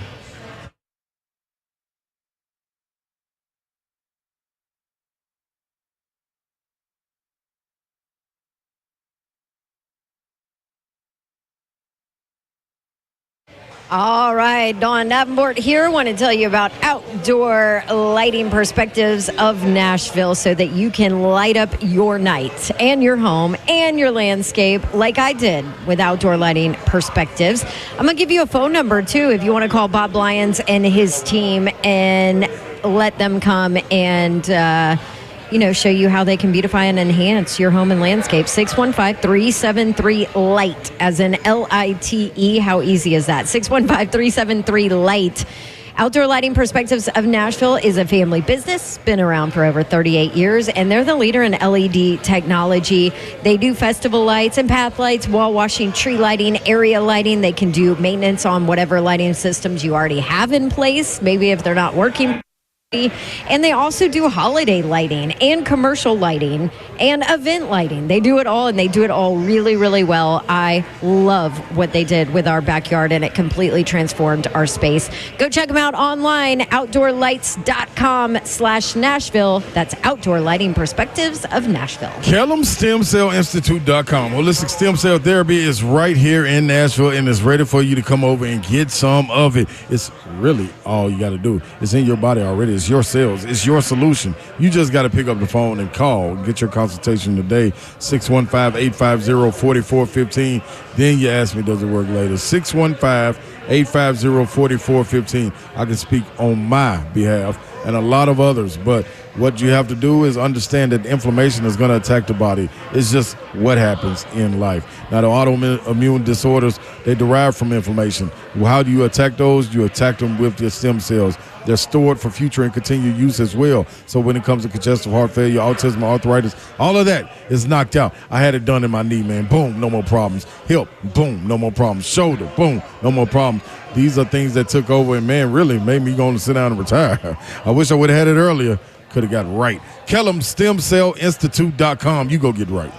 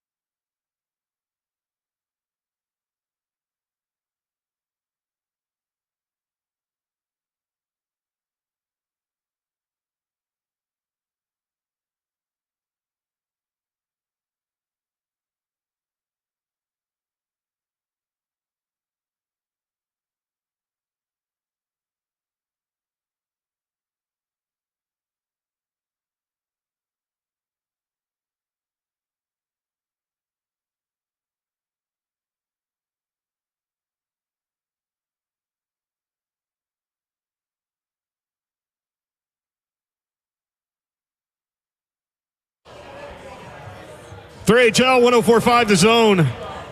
Man, y'all, Dawn really got in her head now. I'm so mad at myself. That means we're winning. But I told her to be fair, like, she doesn't even think drive. Like, it doesn't even enter her mind. She's just flying wherever she's going, so she didn't even think about it. Plus, she didn't know we were in Clarksville in advance of this Louisville trip. If I would have known that, then I probably would have made a different decision on flying to Louisville as opposed to driving. You looked it up. How far if you drove from here to Louisville? 2 hours and 40 minutes. I'm about to drive an hour back towards to B&A to fly out. Lord have and mercy. then connect in Atlanta. The way you drive, you'd be there at like 8:15. Yeah. I'm so dumb. No, guess what though? It is for you. It is safer though.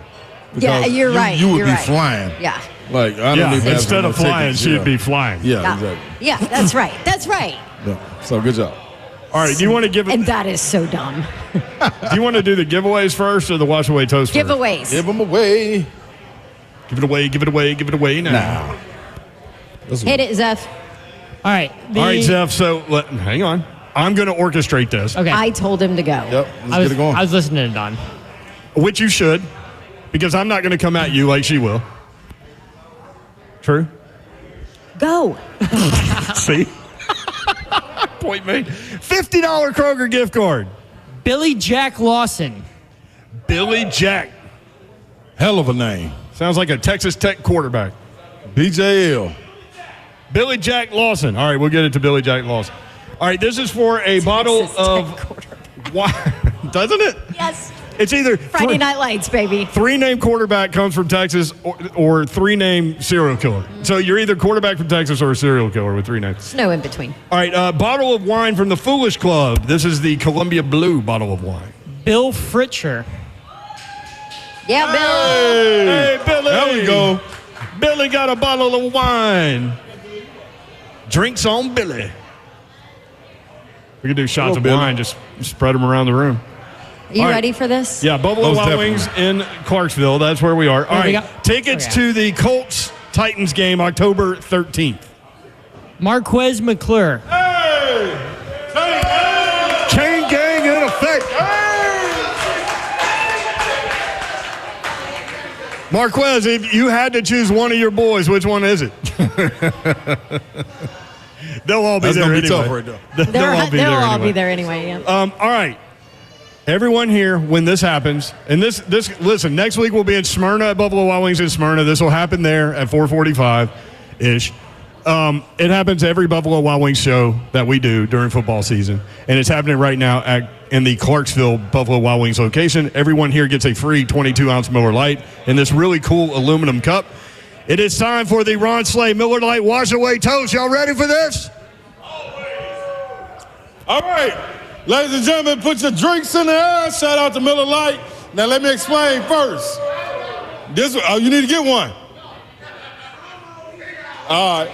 Now, this is what you got to understand. We put a little twist on it, so we got crowd participation. When I say either way, everybody say wash it down. Got it? Everybody understand that?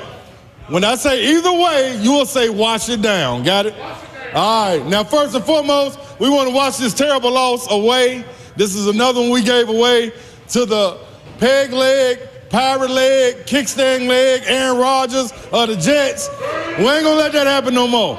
Our guy Will Levis going to get it right. We believe in him, still fighting with him. All them Titans fans that kept calling that man on his phone number, shame on you. We need your number. The other part of this is the Vols washing them 3 wins away, Oklahoma. Get that? Yeah. That's all we know. Everybody get that wagon ready. We bringing that wagon back to Knoxville. We'll leave the ponies down there. We bringing that wagon back with us, though. So, last week is a wash away. Either you're up, sometimes you're down, but either way, tighten up on 3. 1, 2, 3.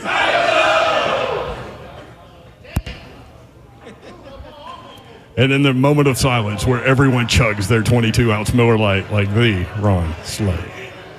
Woo! I tell you, that was a full pour right there. Full pour, and it was really cold. 22 Which is ounces. how you would want your beer if you're not chugging it, right? The funnel. See, he's talking about the funnel. Last time we were in Clarksville, he funneled. The chain gang brought the funnel. Chain gang's capable of anything. I bowed out of that. That's all I'm talking about. I'm telling y'all right now, there's no way on hell, earth. Hell's Earth? Yeah, that this is 22 ounces. You think it's more? Find out what this is, Kirby. That ain't no 22 ounces. No, you know it. It's a bigger. It looks bigger. I'm guaranteeing you. Slay's like sweating. I'm guaranteeing you. I know what 22 ounces is. He's sweating. He's crying. Burping. He's burping. Things are coming out every pore in his body. Hey, man, if you did that at home, you did the watch weight toast, y'all send it in to 3HL. We're going to tag you and retweet it. Oh, yeah. Yeah, we're making this a whole fun. thing, man. We're making this a whole thing, dog. So, Happy Thursday. yeah. Hey, man, that's more than 22 ounces, Babs. I'm telling you, I know 22 ounces. That ain't it. Nah, that's about 6. And I'll tell you this, the beer is so cold. Oh, that's freezing. That makes it harder. Kirby, you going got to down. find out how much is in that cup. You have to. For your boy. Kirby's going to take it home and figure it out. No way possible. Well, I'm with you. I think people that do this at home drink responsibly, number one. Yeah. But yes, if you do it at home, send us the video, seriously, on Twitter, at 3HL1045. And, we'll retweet you. This is our third year, man. Bobby Ingram, former Titans wide receiver, did it last week. Yeah, Bobby Graham. Yeah. Who did I say? Bobby Ingram. Who's Bobby Ingram? Who is Ingram? Oh, no, who Bobby Ingram? That's like the Vanderbilt Ingrams. Yeah, that's the Did I just chug that beer? Yes, you did. Bobby Graham Yeah, and his wife Emily. Emily, yes. They sent us the... I know they were with me again. I'm sure they'll send another video. They'll never let me that down. was impressive, Slay. Hey, that made me sweat. I mean, you got the Boomer Schooner coming back to Knoxville and everything. PG said I had to put them arms down on the table. Yes, I did. Hey, that was serious, man. That wasn't no 22. Look at my arms. You're sweating everywhere. This is crazy. What they put in that drink? Are you okay? Do you need an IV? Now I'm going to walk outside in a minute. It's hotter out there. I got to be out there now. It's hot in here. I've never seen That's this. more than 22. I'm telling y'all. I told you I'd take a few sips out of it, make it a little lower. It was also brimming over. Yes, it was. And as you said, ice cold. And so cold. Oh. That's why your body's doing that. Yes. 5 o'clock hour, 5:20. Big Savager, Ramon Foster from RK Dub, weekday mornings, 6 to 10 on 104.5 The Zone. The offensive line performance against the Jets. He'll evaluate it? Yes. How long do you go with MPF if he continues down that Jets path? Thoughts on Tennessee, Oklahoma, all that coming up with the Ramon Foster at 5:20. At 5:45, more giveaways. Titans-Packers tickets this time from Buffalo Wild Wings and the Titans embroidered jacket. We'll give that away, 5:45 segment. All that coming up. Stay tuned. 3HL live in Clarksville at Buffalo Wild Wings on 104.5 The Zone.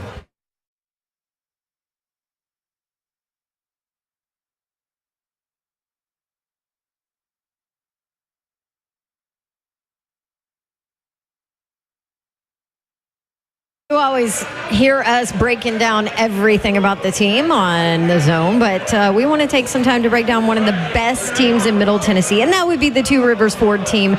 Two Rivers Ford is a rare kind of Ford dealership because they are one of the largest volume Ford dealers in the entire country, which makes you think they might be a corporate dealership, but guess what? They are not. Locally owned dealership, been around for decades, family owned. They're the best. Two Rivers Ford, and they do business the right way. Non-commissioned sales staff, never any pressure. They sell below MSRP on all their new non-specialty Fords, and they treat every customer like family. I can attest to that because we now have two Rivers Ford cars sitting in our driveway, and they want to make sure that you shop the way you want. So if you want to do it online, you want to do a FaceTime walk around, you want them to deliver a car for you, they do it all. And there's a reason a local dealership in Middle Tennessee has risen to become one of the top Ford dealers in the nation. That is my friends at Two Rivers Ford, the South's most trusted Ford dealer.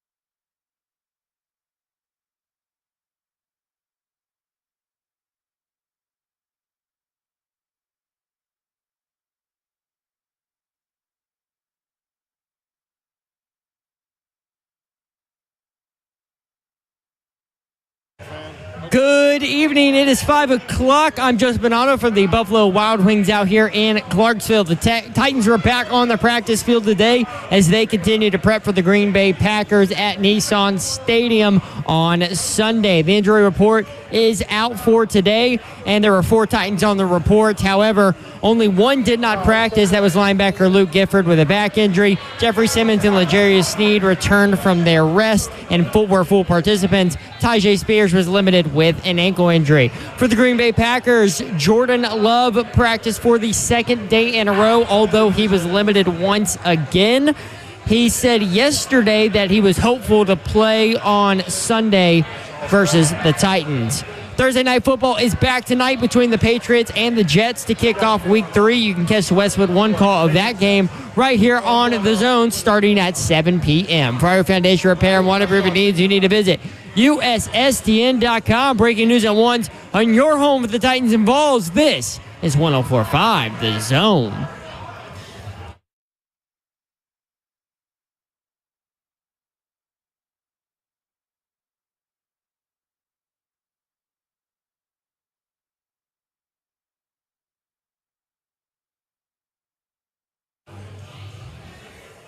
HL 104.5 The Zone, Thursday edition, broadcasting live from Clarksville. Buffalo Wild Wings. Next week we will be in Smyrna. Wow. At Buffalo Wild Wings next Thursday. I know they're waiting on us up there too, boy. Yeah, heck yeah, they are. There's always a great crowd in Smyrna for sure. But, man, big crowd here in Buffalo Wild Wings. We appreciate everybody coming in from Clarksville, and we're trying to give away as many things as we can. You can see Ecky Bop at the door. He's got some door prizes for you over there. Coming up at 5:45, your chance to win Titans-Packers tickets. So you still got a chance to get here. Get your name in the box before 5:45. In the box. And we'll give away Titans Packers tickets from Buffalo Wild Wings and the Titans embroidered jacket. That's coming up in the 5:45 segment. Brent Doherty with you on a beautiful day in the Music City. And, man, we are, steamrolling toward a big weekend of football. And we've had a great time this week talking about it. We will continue to do so tomorrow, and we will continue to do so today. Ron Slay is here. I'm in the building. Wash Away Toast is done. And shout out to everybody, man, that did it at home. Didn't get to record it, but now you know. Now we want you to go on and video it. If you're at home, if you're at a bar, send it in to 3HL, the Buffalo Wild Wings all across the mid-state, man. Send them in. We tag us. We're going to tag y'all. We're going to make this a thing to keep going, man. I did send that cup home with Kirby. You still got burps coming. I do. Kirby's going to get home. 22 ounces, man. No, yours. Stop saying that because it ain't. I'm telling you, I told Kirby, go home, measure that cup. I'm telling you right now, that's every bit of 24 ounces. How's he going to measure it? That's Kirby. Man, Kirby, tell him. There you go. Yeah, he called Kirby out. Listen, how you going to measure I want Kirby? The circumference, the area, the width, Kirby the height. got You don't need that. All you need is the volume, and you do that by taking a measuring cup and putting, say, 30 ounces of liquid in there, and pouring it in there and looking back in the measuring cup and go, hey, there are 7 ounces left. I'm telling you. That was 23 ounces. I'm telling you. Or whatever it happens to be. I'm telling you, dog. That's really smart, Kirby. Thank you, Kirby. Second grade science. Yeah. Actually, I think it's like 5th. Freaking science. Kirby, make sure you text me when you do it, boy. I'm revealing to everybody, man. I hate it. Like, the one subject I hated was science. No, I was cool with science. I hated science. What? Bill Nye, the science guy, can just shoot that guy straight into the sun. That was the guy right there. What did I hate? I wasn't no big math fan, man. Give me English, give me history. Social studies was cool. Science was straight, depending on who was teaching it. A lot of it depends on the teacher because your delivery is everything. So because if you have an entertainer as a teacher in science where he's like blowing things up out of a Bunsen burner or something, then that's cool. Let's get it on. I'm with that. All right, Marvin Gaye. I'm just saying. It's an unfortunate ending for him. Too soon. Yeah. What is it, like nitrous oxide or something that makes things blow up? I don't know, but it ain't good. That's a beaker, ain't it? It's a beaker. Yeah, you can use a beaker. The Bunsen burner is that thing with the wood, remember? Yeah. And then had that little blue flame. Yeah. And then you light things on fire. Yeah. Chemicals and stuff. Yeah, you're right. I was like, nah, I'm still working that class. No, dude, English, that was me. Yeah, English. I mean, it doesn't sound like it when you listen to me talk, but English. It doesn't sound like what it sound like when you talk. That I never took English. John Moore told me to take English, so I took a bunch of English classes in college. So coolest class you ever took in college? I was an international relations guy. Part of that was the teacher, but like I took high level stuff in that like 400 level and beyond. You know what the coolest thing I was? And you mentioned that's why I told you not too long ago. I was like, I could internationally relate. Yes. Just send me out there. I'll go fix everything. Yes, I know you could. You know what the coolest one for me was? You talked about it before. My FF mentioned it the other day. History of rock. History of rock at Tennessee. Okay, that was dope, that was an incredible class, and I use a lot of that in my references on the show. Dude, that's a dope class. People would go in there thinking that's an easy A. No, dude, and it's history. People think you go in there, you just talking about like rock. No, it's all genres and everything. And it's funny how everything came from. The Beatles is the most influential band from all genres. I mean, hip hop, rap, everything. Yep, hard rock, classic rock. He kind of walks you through decade by decade. There you go. Yep. And it's amazing how different the decades are, but how they are congruent. I would love to go back to steal a math term because that jazz decade was a different. That was a different. Miles Davis. Yeah. Oh my God, John Coltrane, all them people. Yeah, man. It's part of why I played trumpet. I wish I could have played the trumpet. What do you want to say? Zeph is dying to say something. Please don't take it off music. No. Okay. Right. Well, okay. The coolest class I took at Tennessee was samurai swordsmanship. Oh my Lord, have mercy. Well, they didn't have that for us. No, they no way. Boy, that would have been trouble. We didn't take it out on a field trip. You better know it. That was for your class. See, y'all was disciplined. Y'all was gonna listen to instructions. We would have been sneaking them swords home. Yeah. In the dorm, in the courtyard, fighting with swords. Like. Presidential courtyard. So they didn't give us real swords. It was wooden bokens, which is Japanese practice sword. And so we got that. And I still have it. It's in my house. Did y'all ever play this? This is how I know that you guys we wouldn't have did well with it. You guys could have took it on. Did you ever play pencil break in school? See what I'm saying? This is the type of stuff we would have been doing. You hold the pencil. You try to break it. Like we would have just advanced that with those swords. Swords. Yeah, this is the kind of games we played. Yeah, we were a lot more destructive in our era.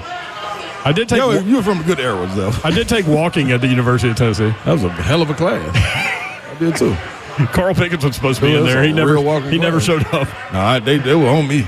I guess Carl and them out. Y'all era messed it up. No, Carl was leaving.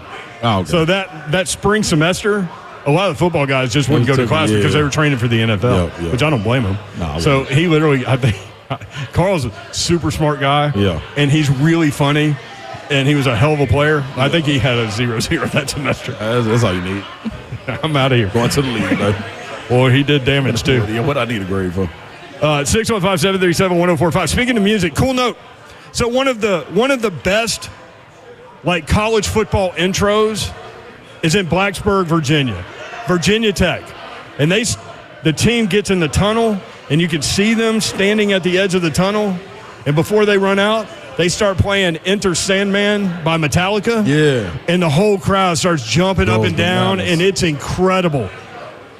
Metallica making a tour stop at Lane Field at Virginia Tech. Dude, this got to be somewhere around game day. They are going to perform at Virginia Tech, and they're going to play that song. They got a date for it? It's going to go crazy. That's a good question. Ooh, they got a date. There is a date for it. I just didn't write it down. Dog, it's got to be somewhere around game day. Like they perform on Friday or something, or maybe that Could Saturday you imagine? night. Oh, my goodness. That'd be dope. Blacksburg, get ready. I've got some random notes for you. Ready? Yeah, let's go. Oh, number one, props to Sam Phelan from A to Z Sports. Oh, his thing starts today, right? Last night. Oh, damn. You missed the 2-hour season premiere last night. Come on, Slay. My bad, Sam, man. Sam Phelan from A to Z Sports is on Survivor. I haven't watched Survivor in like 2 decades. I haven't either. I'm going to watch it now. I got to go back now. But I'm watching it because Sam Phelan's on it. Did you get to catch it last night? I watched it last night. Oh, come on, Yor. Why you ain't send a message? I should have. So they had 3 tribes broken down. His tribe ended up losing everything, so they go to tribal council. So Sam Phelan is at tribal council. What happened? And he covers the Titans for A to Z Sports. He maneuvered the whole thing, I think. Really? Without people knowing he was maneuvering the whole thing. You see what I'm saying? Yeah. Like master manipulator kind of deal, but like low-key under the radar guy. Sound like a Titans reporter. And so he survived. Way to go, Sam. So he tweeted right after it went live on air because he can't say anything, obviously. He tweeted survive in advance. There you go. So, I love it. Props to Titans reporter Sam Phelan from A to Z Sports for surviving and advancing in week 1 of Survivor. We will be following that story, and you guys should too. Nashville guy. Yes, indeed. From Next Gen Stats, Titans wide receiver Calvin Ridley recorded 2 of the top 10 fastest speeds on plays in week 2. We talked about like how he's a 4.5 type guy. Yeah. But boy, doesn't look like it, does he? No. And he gets to whatever that top speed is fast. Very. So he had the number 4 fastest speed on a play last weekend. 20.93 miles per hour on the 10-yard touchdown. You remember we were talking about how like he runs fast enough to like people think they have a shot at him and they just don't. Yep. And like I started to think about, has he been tackled yet? Because he had the touchdown, he had the reverse touchdown. Yep. He had the couple of plays where they caught him across the field in man-to-man coverage where he ran out of bounds. When he turned the corner. He ain't taking no free hits. 20.93 miles per hour. He got a clutch. He popped that clutch, he out of here. He's in a school zone, and they have to tell him to slow down. Yeah, and he only going 10. It just looked like he's going faster. That's all it is. Man, he also ran the number 6 fastest time on a play last weekend, 20.8 miles per hour on his 15-yard reception. How he got up to 20.8 and 50? Wow. Man, that's flying. Can you imagine being able to run that fast? No, I can't even. Little hamstrings can't even think about it. They can't dream of it. When I used to run track and I was in the 4th grade, though, I was a bad boy. You're running 20 miles per hour? Man, so it's either run almost 21 miles per hour or chug a 22-ounce beer. Yeah, move me into 24 now. I've been upgraded. I bet Calvin really couldn't do that. I know he can't. No, I'd had to burn his little throat. You got real speed in that beer chugging thing. Man, listen to him, man. That's the other thing about the 22-ounce chug. It was gone in like 4 seconds. Yeah, well, I ain't here to play, I ain't here to play. Quit school because of recess. You know that. Shout out to Ziggy. That's what it is. Early bowl projections for the Trans-Perfect Music City Bowl. You ready for this? Yes, please. How did this even come about? We're too good. Yeah, this is like, I don't even know who could come up with this, but yes, I'm gonna tell you. Give it to me. There are multiple outlets. Early bowl projections for the Trans-Perfect Music City Bowl here in Nashville. USA Today has Michigan playing Oklahoma. I'll go to that. Both of them would be terrible. It's such a fun event. Yeah, it is. They do a great job. Everything around the game, too. Yep. Downtown, and it's so much fun. CBS Sports, Nebraska against LSU. Now, I think Nebraska is probably a 9 or 10 win team. I do, too, now. So watching them, and then they got Baby Mahomes, even though he said he's been doing it before. LSU's win total before the season was 9.5. I took the under. It is currently at 7.5. They just escaped that South Carolina game. They're going to win. Did. They're going to win this week. They play UCLA. Yeah. But gotta spank them. If they lose to Alabama and Georgia, then they're at the 9-win thing. ESPN, Bonagura, one of their writers, Nebraska and LSU. Wait, yeah. Action Network, LSU and Indiana. Team Harder. Yeah, that's what I was going to say. Don's husband will have a big party. Oh, he'll be in there live and direct. Boy. Drinks on Harder at the LSU-Indiana game. Pinstripe pants. Excuse me. ESPN, Mark Schlabach, Iowa and Kentucky. Iowa's actually trying to low-key slow play an offense this year. Just because Will Levis here. They got a little baby offense going. Yeah, no, I want to see Kentucky here. It feels like Kentucky's always here. I know. CBS News. Okay. Not CBS News. Let's get to that. CBS News does not care about they don't. I promise. College football. College football news. Wisconsin and Kentucky. Wisconsin's in a tough position. They lost their quarterback for the season. Yeah, that hurt. Transfer from Miami. And they were going to make a little noise. He was 4 for 4 in the opening drive, and they were moving the football against Alabama. And that hurts him. And then went out. Zeph, do you want to give away some tickets? Give it away. Yes, I do. Now. It is Titans Ticket Thursday, where 104.5 The Zone gives you a chance to win Tennessee Titans tickets on Thursdays before home games. Be caller number 5 now to win tickets to the Titans host the Packers this Sunday at Nissan Stadium for their second home game of the 2024 season, plus 2 tickets to the Titans VIP tailgate with the one and only Ron Slay. Gotta be me. And DJ C-Wiz, thanks to Bullseye Event Group. 615-737-1045. Caller number 5 right now. There you go. All right, when we come back, Big Savagery, Ramon Foster from RK Dub, weekday morning, 6 to 10 on 104.5 The Zone. Ramon joins us next as we continue to broadcast live in Clarksville at Buffalo Wild Wings. We'll be right back. Brent Doherty, Ron Slay with you. Don Davenport headed to the airport. To go to Louisville. Next on 104.5 The Zone.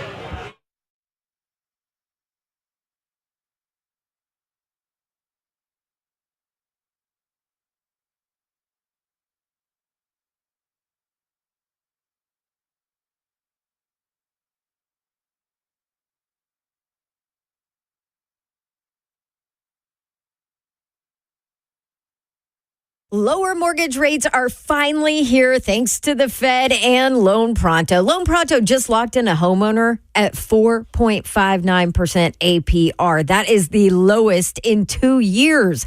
Whether you got your loan last month or last year, you know it's time to call Loan Pronto and dump that high rate loan. You can lock in a lower rate fast with virtually no paperwork. Get started at loanpronto.com and usually no appraisal on top of that. No limit on how many times you can refi. So go ahead and get started. Use this opportunity to get cash out, wipe out those credit card debt you have, do a cash out refi, get 50, 75, 100 grand or more out of your home and use that to pay off all your high interest debt.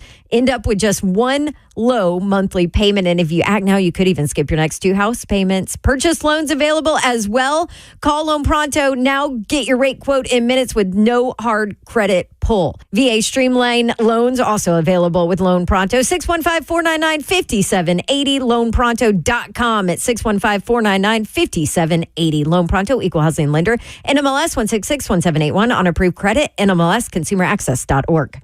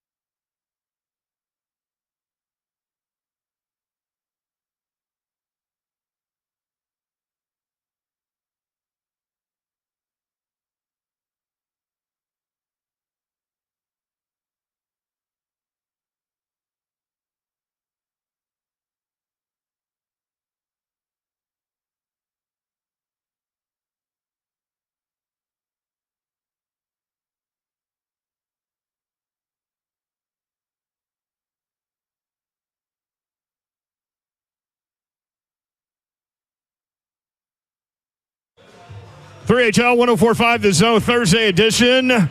Broadcasting live in Clarksville, Tennessee at Buffalo Wild Wings. Love coming up here. See you, big dog. People in Clarksville always turn out, man. I don't think it's one time that Clarksville's let us down. They never let us down. Next week, we'll be in Smyrna, so challenge is on you, Smyrna. And the part slate is coming up in the last hour, so, I mean, not the last hour. We ain't got 4 hours. That's what's Savage in the mail. We ain't Savage. In the last segment? The last segment. Thank you, York. Speaking of Savage, it's funny that you did that. He's on the phone. There he is. He's Ramon Foster. Oh, my guy. Ramon, what's up? Hey, not much, man. Hey, y'all do have 4 hours, technically. I mean, there is the best of. This is true, Savage. You are absolutely right. Sounds like you're doing dishes. What's going on? Man, I'm getting some ice because I ran with the boys today at football practice for conditioning. So, boys need a little hydration out here. Might as well do conditioning right when it's 95 degrees outside. I mean, it's right there in my face, y'all. I got to take advantage of it. It's right there in my face. You got to do it, man. And wear, like, sweatpants and sweatshirt and all that stuff.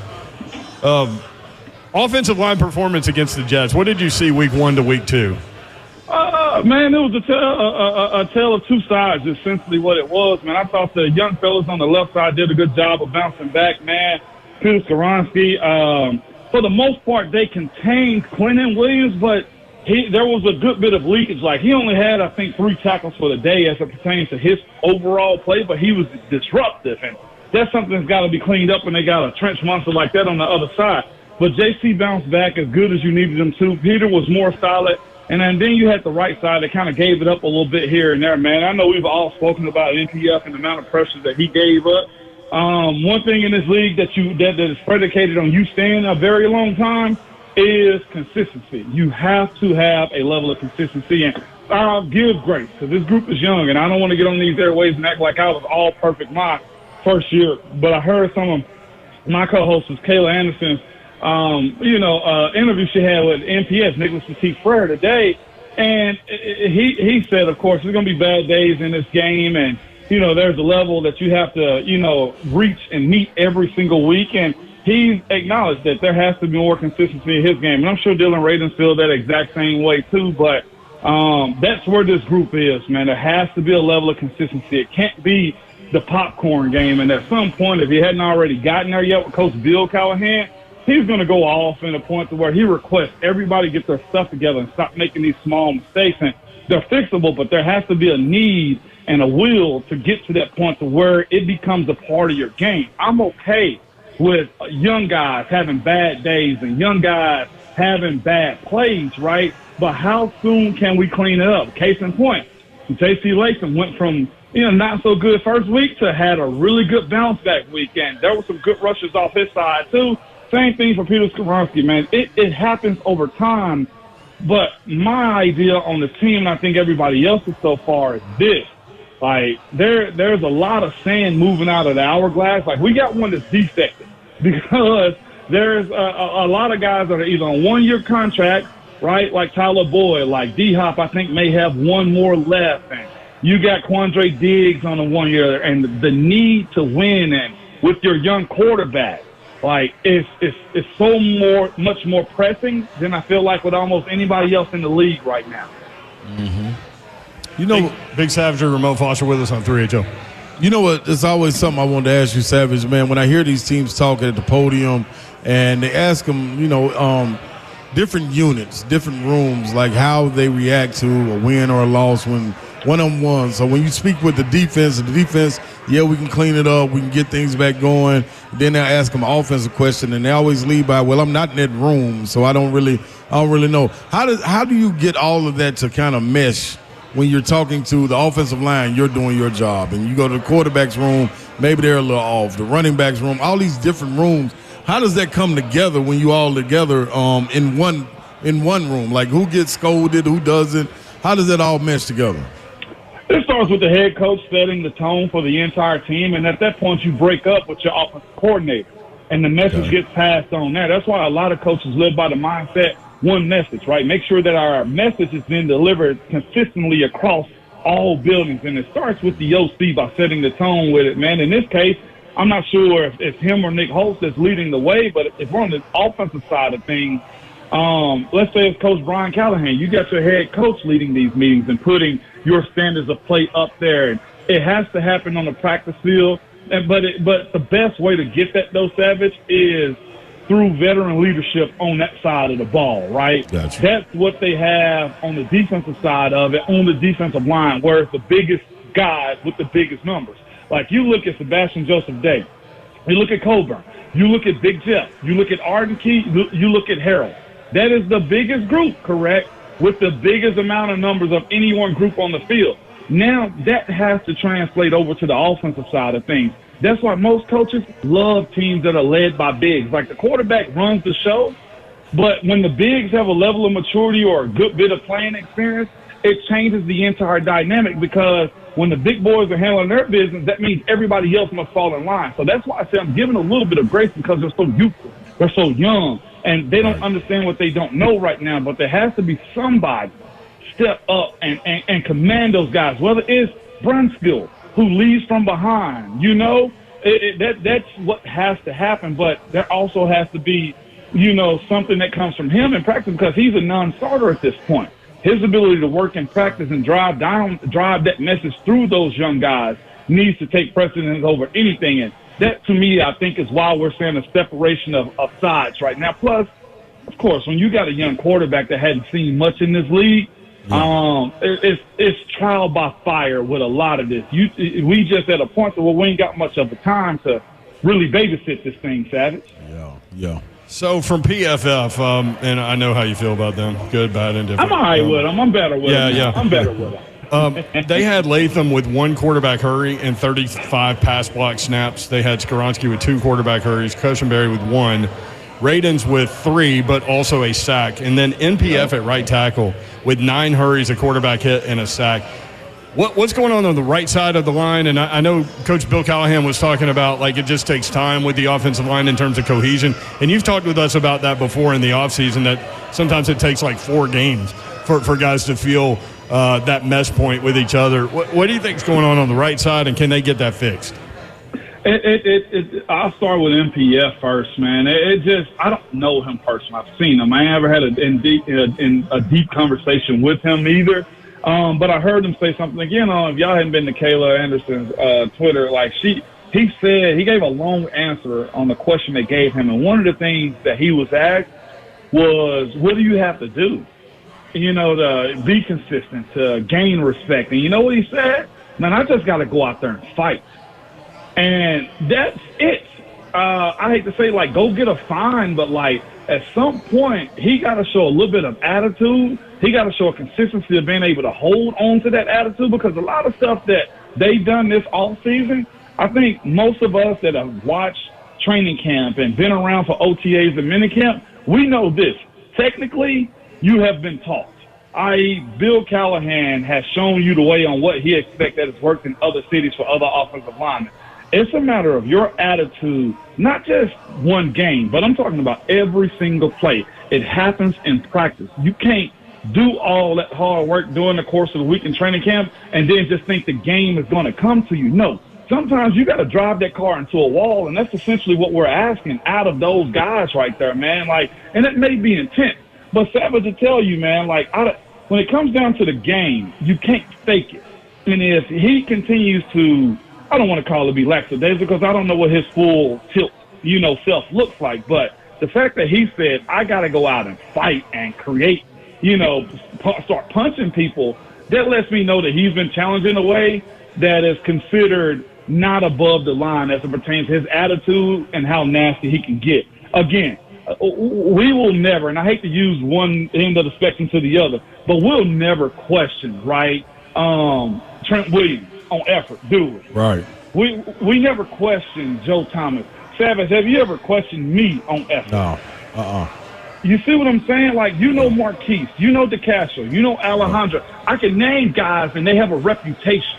At some point, you got to start building your own reputation of either being a dog, being nasty, or be like Laramie Tunsil and just be consistently good and finesse everything that you do, because he is by far one of the smoothest guys out there.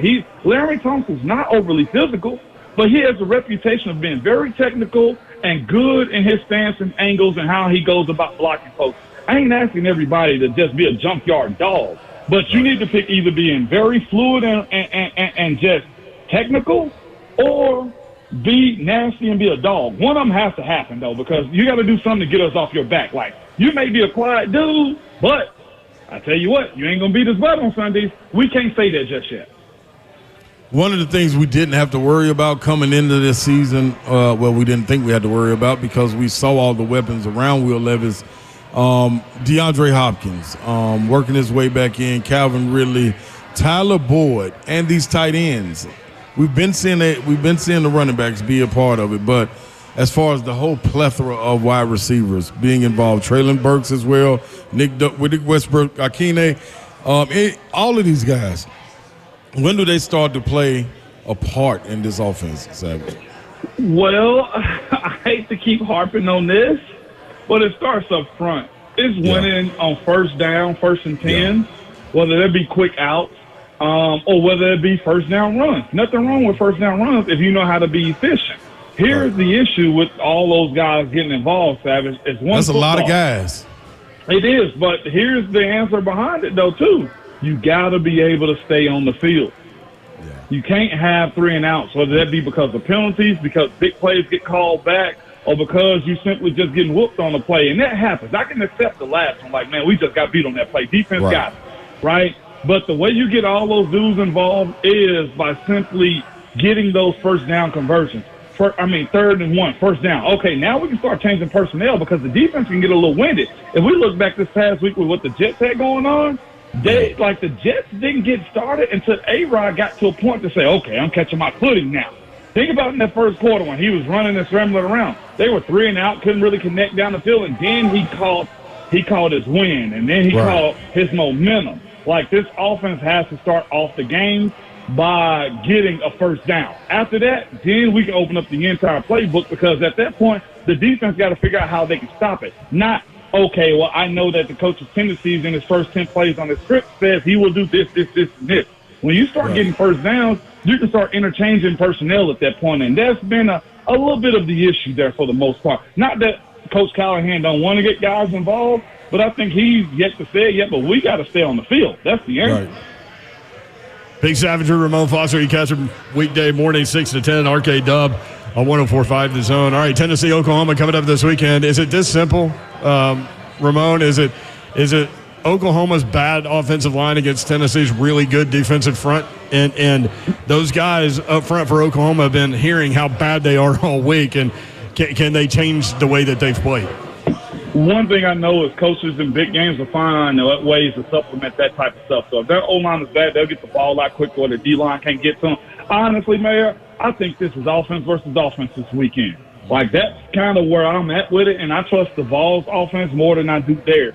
If this volunteer defense can keep their quarterback in the pocket and not let him extend plays like Ole Miss did a couple years back, like South Carolina did with their quarterback, like Anthony Richardson did, if they can box in that quarterback, I trust our offense to beat their offense more than anything else, because I got a feeling those dudes have been told how bad and trash they are in Norman, Oklahoma all week long, and I don't think they're going to give that defensive line any chance to get to the quarterback this week, if you're asking me. So I think their O-line will be fine. I'm praying that they're not okay as a Vols fan, but I got a feeling they're going to find ways to hide those guys, because that's all everybody and every analyst and expert around the game has been saying is how good Tennessee's defensive line is.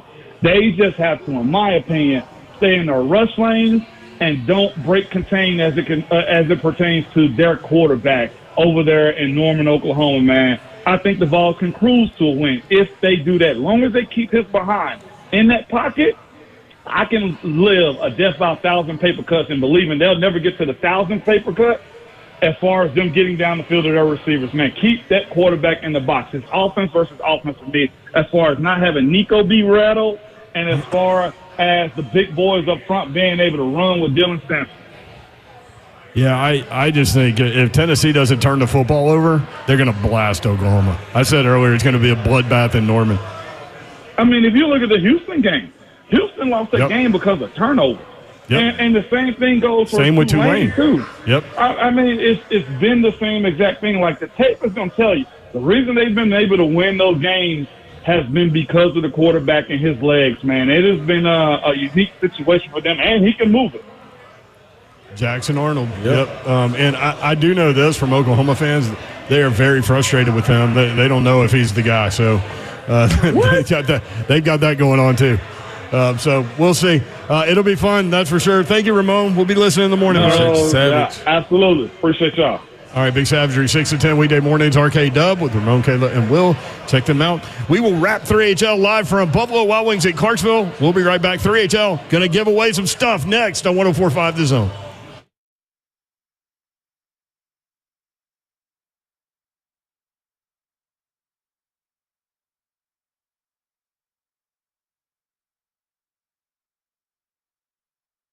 And then people, Big Slay, coming to you, man, on behalf of Babsy. And we got to tell you about Cove Generators. Why? Because you never want to lose power again, especially if you control it, man. You know, weather comes through, knocks out the power, electricity may be down, and you're looking around and like, man, where are those candles? Where are those lighters? I need to get something going in here.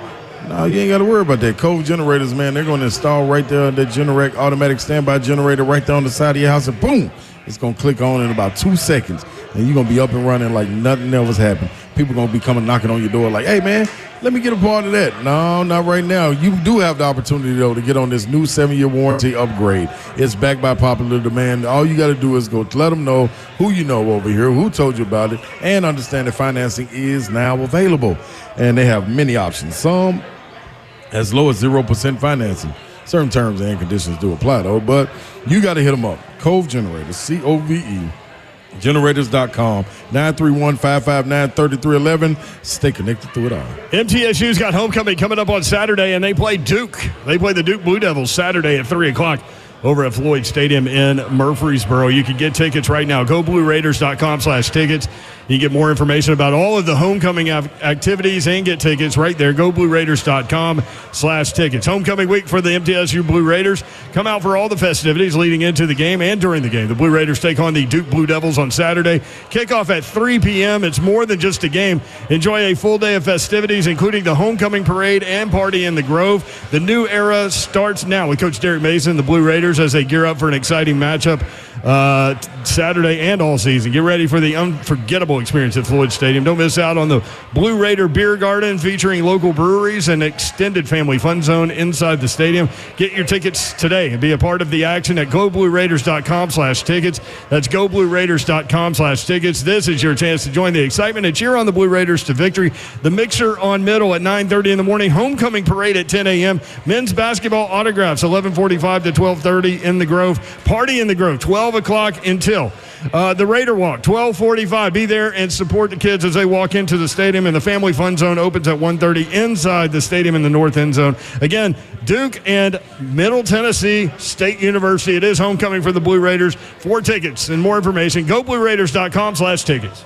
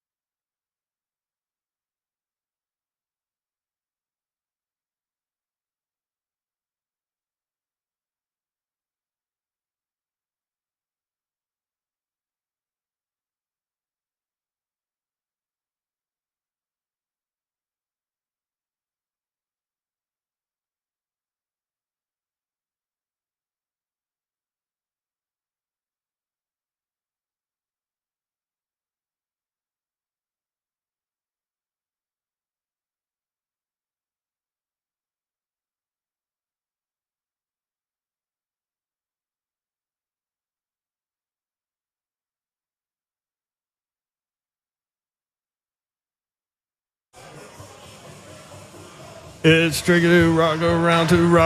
That's right, on time. It's tricky. 3HL 1045 The Zone. We're tricky. Especially Bob. Bob's a tricky one. Gotta watch him. Keep your eye on him. Bob's been at the promotion table all day talking to the listeners as they come through Buffalo Wild Wings in Bob's Clarksville. been busy up there, man. Bob is busy at his table. Bob got work to do. Been giving stuff away today. Give it away now. In the 345 segment, we gave away a pair of Titans Colts tickets. A Titans polo. The 445 segment, we had the Ron Slade Miller Lite Watch Away Toast. That was a great time. We gave away a beer. Slade chugged 22 ounces of Miller 24. Lite. Guarantee it's 24. Man, the belches just kept going, too. I'm telling. That's how I know it was bigger than 22. I still feel like you had one when you were talking to Ramon that was trying to sneak out. That was that's a deep cup, wide cup. Ain't just a regular boy. You're laying deep in the cup. Man, in the cup, just chilling. Titans Colts tickets we gave away at 445. We also gave away a bottle of wine. They're still happy about it. And a $50 Kroger gift card. And now 545. Keep in mind, we do this every Thursday when we travel around to these Buffalo Wild Wings locations. Next week we'll be in Smyrna. Why you would miss it? Smyrna Buffalo Wild Wings. We're coming at you next Thursday. Be live and direct for you. All right, so this last segment, Zeph has drawn names. And a parlay coming on the back end of it. We are giving away a $50 Kroger gift card. Give it away now. Zeph, what's up? And by the way, every name that Hunk ever had was like he couldn't pronounce it at all. And you've been really lucky with the names. Yeah, and Zeph I'm is terrible at yes, pronunciations. You are. Yes, you are, Zeph. We tried to make you the show linguist, but it didn't take. Yeah. No. Failed that one. Not at all. $50 Kroger gift card. Who you got? Paul Alvarado. Paul Alvarado. There you go, baby. What up, Paul? We've been talking to Paul Alvarado from the Mosaic Church. Yes, sir, big dog. Yes, sir. All right, brother. He's got a Tennessee hat on too. There you go. You Vol rolls. Saturday coming up. Coming up this Saturday, going down Oklahoma. With that little baby schooner thing. How many people can they fit in that schooner thing? Probably three at the max. And did we find out? Are they ponies? Are they mules? Are they jackasses? It's gonna be blue tick hounds when we get back to Knoxville with it. I saw a picture rolling around the internet that some Oklahoma fan put Smokey in an Oklahoma suit. Yeah, they don't know no better. You do stuff like it when you don't know no better. You can't fault them for that, yo. All right, $50 Kroger gift card. I just did it Kroger's. Why do we all call it Kroger's? Because it's got an S on it. There's a lot of stuff in Kroger. So it's got to be called Kroger's. I always ask that question. Kroger's. All right, should we do the jacket next? I think we should do the jacket last. Yeah, let's do the tickets. So this is This is for Titans Packers tickets coming up on Sunday. Oh yeah. Derek Bradford wins Titans Packers tickets. And he just got here too. No, he's been here a minute. He just snuck in, I'm telling you. No, because he walked out like 30 minutes ago and did the same thing where he did the little drop-by thing. Okay. But he's got a cool Oiler Derek hat on. Yep. And sunglasses inside. I love it. Derek got the tickets, man. Just like Slay Dog. Him and Marquez got him. So they're going to double up. The whole gang coming to this one. All right. Titans embroidered jacket, which they got me to put on, and they got me to put it on, and they put it on our Twitter feed, and it's a large. It's a large. All right, what you got, Zephyr? Cody Hanna wins the jacket.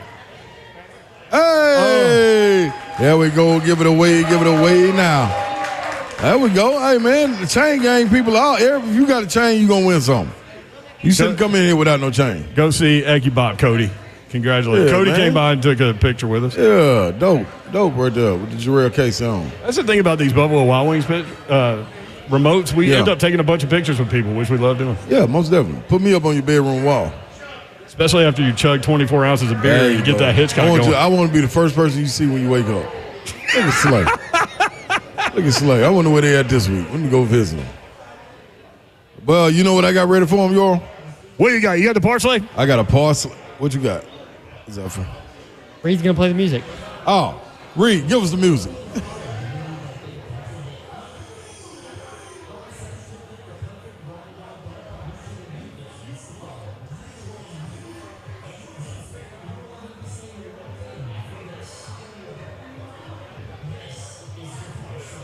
Get ready. Bring me my money. Yeah, buddy. That's one of the greatest memes, GIFs out there, too. Tell them, bring me my money. All right, y'all. Here we go for tonight. We got the Jets versus the Patriots. They are playing in New York. This is the Jets' first home game, so it should be high-powered. That's what you would think.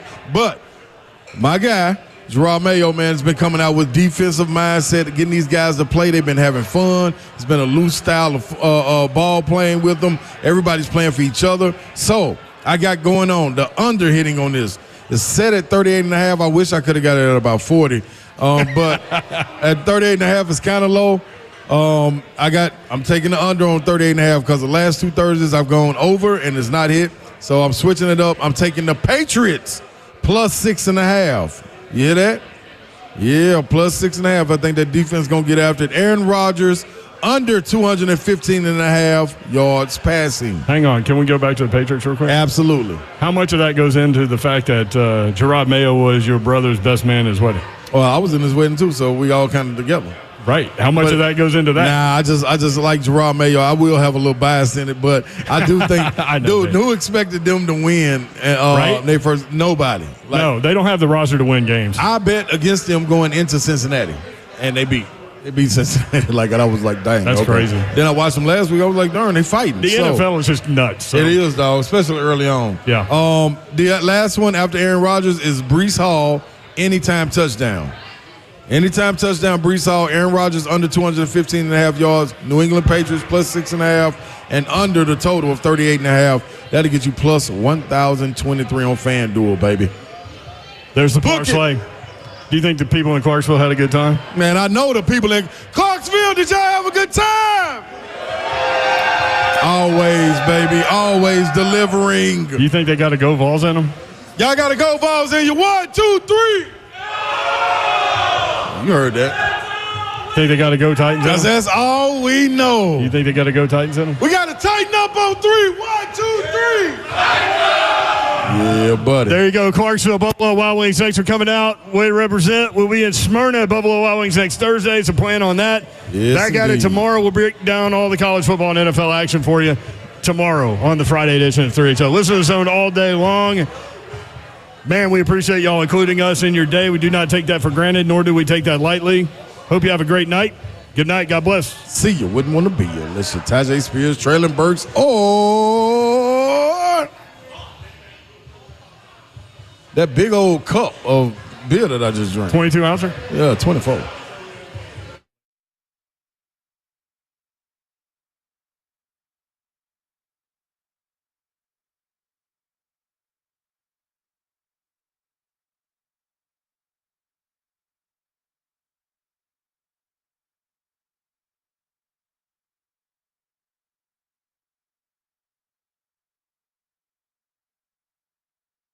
I love living in Middle Tennessee. We've got great restaurants, entertainment, sports, and one of the nation's top Ford dealers right here in our backyard. Two Rivers Ford. Remember that name. Two Rivers has been a staple in our community since 1983. They're locally owned. They have a non-commissioned sales team, and they sell below MSRP. They've been doing business with integrity for decades. Two Rivers Ford, the South's most trusted Ford dealer.